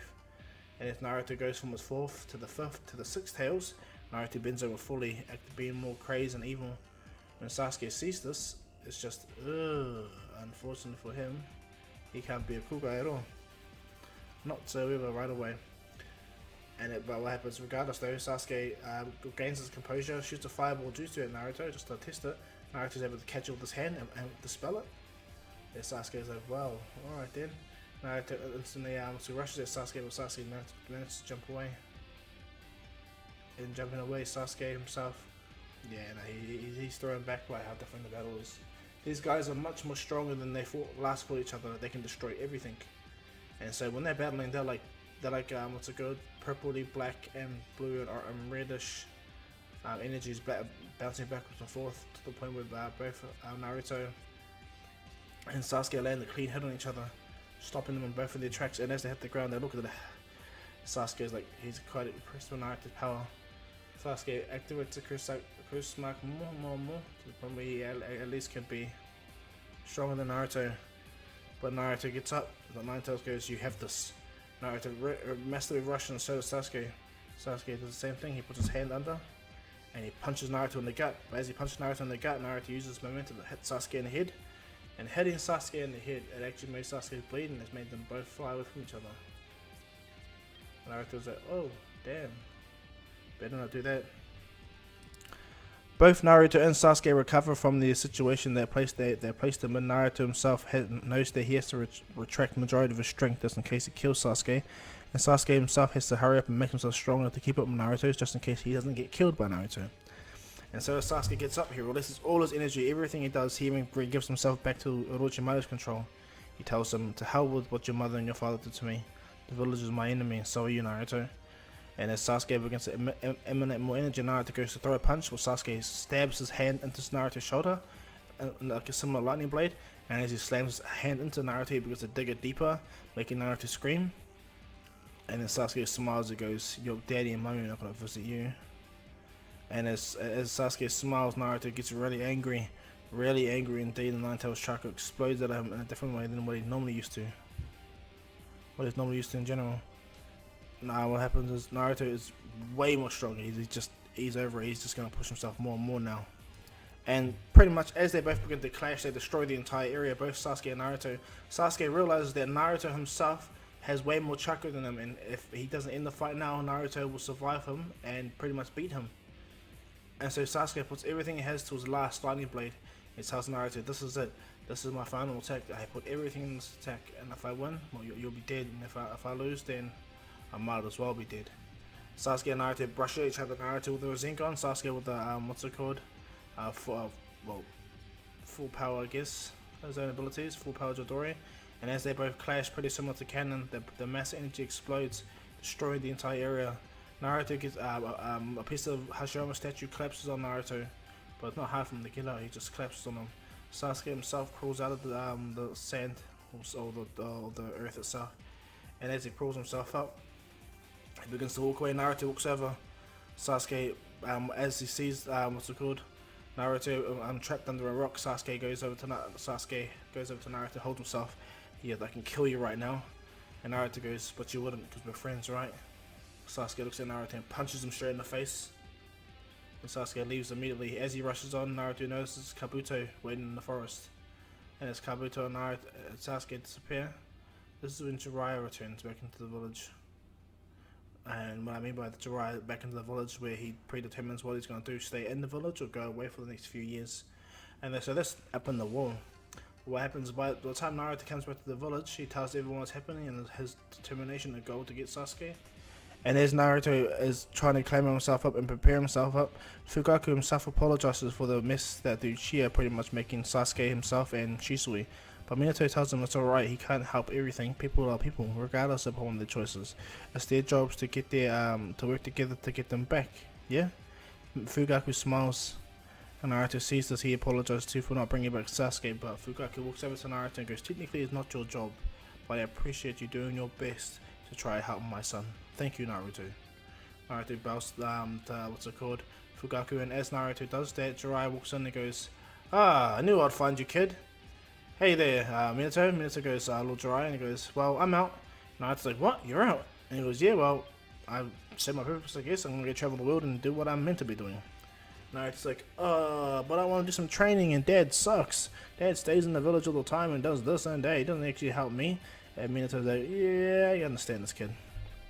But what ends up going down is, Jiraiya goes, "Well, if you want to train, then you might as well come with me, Naruto." And I was like, "What? Come on with you? Really?" And he goes, "Yeah, well, we're going to be away for 2 years, though. That's the only problem. Are you man enough to handle that, Naruto?" And Naruto's looking down, like, with a red face. Is my jacket and everything good? And so Naruto gets over himself. It's more the hurdle isn't how Naruto going to tell his mum. And so Naruto absolutely agrees to go with Jiraiya. He absolutely agrees to go with Jiraiya. Minato's fine with that, because well, they got another Jinchuriki in the village anyway, and knowing that Jiraiya is capable. Sakura herself, she pretty much herself came to the realization that she needs to learn, become stronger, so she trains with Tsunade earlier time. So by the time Naruto leaves the village, Sakura's already training with what's it called? Sakura's already training herself, so not to be useless with Tsunade. Naruto heads off to train with Jiraiya, and Sasuke goes to train with Orochimaru. And this is where things dramatically change. When Sasuke trains with Orochimaru, Sasuke demands Orochimaru to upgrade his body to the max. And he goes, what do you mean? He goes, merge other abilities with me, can you do that? And Orochimaru kind of smiles and goes, yes I can. And Sasuke finally agrees, and so Orochimaru, he puts Sasuke in a form of tank where he's been processed, I guess. And what Danzo does, he has a 3D printer already, all that stuff. He has Danzo. As Orochimaru looks at it, he has all the stuff he needs to do everything for Sasuke, to make it much more better, make everything better for him. And so as Sasuke is retrieving his necessary upgrades to even match Naruto, and Orochimaru finds it happy because his host is willing to get stronger for him in a sense. And so as Sasuke does this, what ends up happening is Orochimaru hears in the corner, he goes, well that didn't go well for us, did that, there, Lord Orochimaru. Orochimaru looks over and sees Danzo himself. Danzo and all of Root have fled from Root, and they are now in this Hidden Sound Village. Bear in mind, a lot of the Sound Village shinobi are within the Hidden Leaf Soldier prison, so yeah, the Hidden Sound needed their numbers replenished. And so Danzo stands there talking, and he goes, quite interesting how you're doing this. You can just take his body now. And Danzo goes, I can. I know Orochimaru goes, I can, but we're not right there yet. Orochimaru pulls out his pocket and he goes, here's 2 extra eyes. And Orochimaru's like, and Danzo's like, how did you get these? And he goes, never mind. And so yeah, as Sasuke and everyone's re-climatizing with their situations within the Hidden Sound, Root settles in and gets all their curse marks. Danzo himself merges more with Orochimaru's science and everything. Kabuto doesn't like it, but he just deals with it, And so Root fully is emerged within Orochimaru's base. Orochimaru at first doesn't want to, but Danzo states he'll become the Kage of the Hidden Sound. Orochimaru's like, he goes, shows you to be the egotistical one out of us, right? And Danzo's like, looks at him. And so as that situation's going on, and this is going to be there for the next 2 years, or until the Shippuden starts. Back with Naruto, when he begins his journey with Jiraiya himself talks to Naruto upon what he needs to do to master the Nine Tails. Not knowing that, to master all the skills, and Naruto goes, yeah. He goes, what's that skill my dad knows? And he goes, what's that? He goes, Sage Mode. And he goes, oh, Sage Mode, that's a very dangerous jutsu. Correctly mastered, of course, you can become one of the most powerful beings in the village. Who knows, maybe the world. Naruto goes, that's what I need to train with. Please, Jiraiya Sensei, please, let's do Sage Mode. Jiraiya goes, it's going to be hard, Naruto, you must understand, it's going to be really hard. And so what happens is Naruto's like, sweet as, he don't care. And so for the next 2 years, Jiraiya, Naruto, Orochimaru, Sasuke, Tsunade and Sakura, they begin all their trainings and begin all their methods to pass. And in 2 years to 2.5 years past, Naruto and Jiraiya stand in front of the village. And as they stand in front of the village, Naruto goes, this is so nostalgic. It's been so long since we've been home that I missed it, And Jiraiya smiles. He goes, you've become a lot wiser since you've been gone, Naruto. Don't worry. And as Naruto walks over, he sees Sakura with a Chunin exam vest on. He goes, you got a vest? A Chunin vest? And she goes, yeah. Naruto goes, but where's mine? And she goes, well, you didn't finish the Chunin exam. Naruto goes, technically I did. And Naruto gets angry, goes, you know what? I'm going to go see my dad. Naruto walks over and Sakura's like, oh, no. He hasn't changed one bit. And as Naruto begins to walk up, or Naruto, what's it called? He gets there, and he eventually berates his dad. He sees his dad talking to, Shikamaru and Tamari. And when they're finished, Naruto goes, yo, Dad. And Minato goes, Naruto, long time no see. Welcome back to the village, my son. And Naruto lets Minato have it, It digs deep into him. Why does Sakura have a Chunin exam? Face, why don't I have one? Blah, blah, blah. And Minato stops Naruto right there and goes, we were going to wait to surprise you when you go home today, Naruto, that you're going to be on actual tuning. But since your attitude like this, I'm guessing I have to do it now. Naruto's like, what? Okay. And so Naruto gets his vest, his tuning vest, towards he doesn't actually wear it, pointless. And Naruto himself is now full tuning. And so as Naruto is back in the village, Minato goes, I hear Lord Jiraiya stated that you've done a lot of fruitful training. How were the slugs, Naruto? Naruto's eyes instantly go weird. This thing goes over his face and goes, yes, they were yummy, Dad. They were very yummy. And Minato smiles and goes, well, after I dispense your mission, Naruto, me and your mother were thinking about taking you to Ichiraku. You game? Naruto's like, I'm so game! So after Minato catches up with Naruto, Sakura comes in, and this is where the same thing as Tsunade does in canon. Minato goes, it's been a while since Team 7 has been established, and not only that, we've been keeping the shinobi home rested for a while. And Naruto walks out, he sees Kakashi, gives Kakashi the same make-out tactic book, but this time this Naruto has read the entire book, you know, so he knows everything's about to happen. Kakashi thanks Naruto, he says welcome back to all of them, that they're all growing stronger, and like that Kakashi disappears. Now what happens is, that night, Naruto goes home and he sees his mother, she screams at happiness to see her boy, she gives him a hug, she looks at him, and she goes, you haven't picked up any of his tendencies, have you, Naruto? And Naruto goes, no, not at all, mother, no, and she goes, you better not. Well, the Nine Tails energy flaring over her head, Naruto's like, whoa. And so from here they go to Ichiraku and they have a massive feed, and they discuss how things are going to go. Naruto states he's excited to be back to the village, and he's grateful that he's become so strong in the fact that he's able to, he feels confident enough knowing that he can take on this new powerful Sasuke and Orochimaru. And this is when Naruto goes, but one thing, Mom, I got one question. And she goes, yeah, she goes, I would like to learn and train more with the Nine Tails Fox if I can. You're the only person I can really do it with, you know, where I can feel safe. And Minato smiles and she goes, well, of course, Naruto, I'm the greatest sealing master in the village. Your father may try to debate that, but I'm the Uzumaki, not him. And Minato's like, what? And so from there, Naruto and them just talk, and they rest up, they go home and have a good catch up. And this is when it comes to the next day, when they meet at the training grounds. Kakashi's there this time much more earlier than them. Naruto and Sakura land. And as Naruto stands there, Kakashi smiles and goes, wow, look at you two. He goes, I'm not the kids that I remember. And they both smile. Sakura, bear in mind this Sakura has trained longer and she's already got 100 healings on her mark on her head. She's way more determined, she's more powerful. And as she puts her gloves on, she smiles, she goes, this is going to be great, Naruto, what do you think? And Naruto goes, yeah, this is. And Naruto removes these new type of weight belts. Sakura's like, what are those? Naruto chucks the weight belts. They hit the ground and they explode. Naruto goes, that was the last time I ever wear those things ever again. And as Naruto jumps, he feels the lightest he's ever been in a while. And as both Sakura and Naruto ready themselves to fight Kakashi, this is where I'll leave this. What up, guys? I hope you guys like this. Please like and subscribe, leave a comment down below. And yeah, if you guys want to see another part of this, guys, 50 likes, guys, and I'll make another one right away. And know that, guys, stay tuned for my new video that I'm going to bring out some, hopefully this week, Friday, and some Minecraft one. And I hope you guys enjoy. But as usual, guys, this is Dr. Kahu saying peace.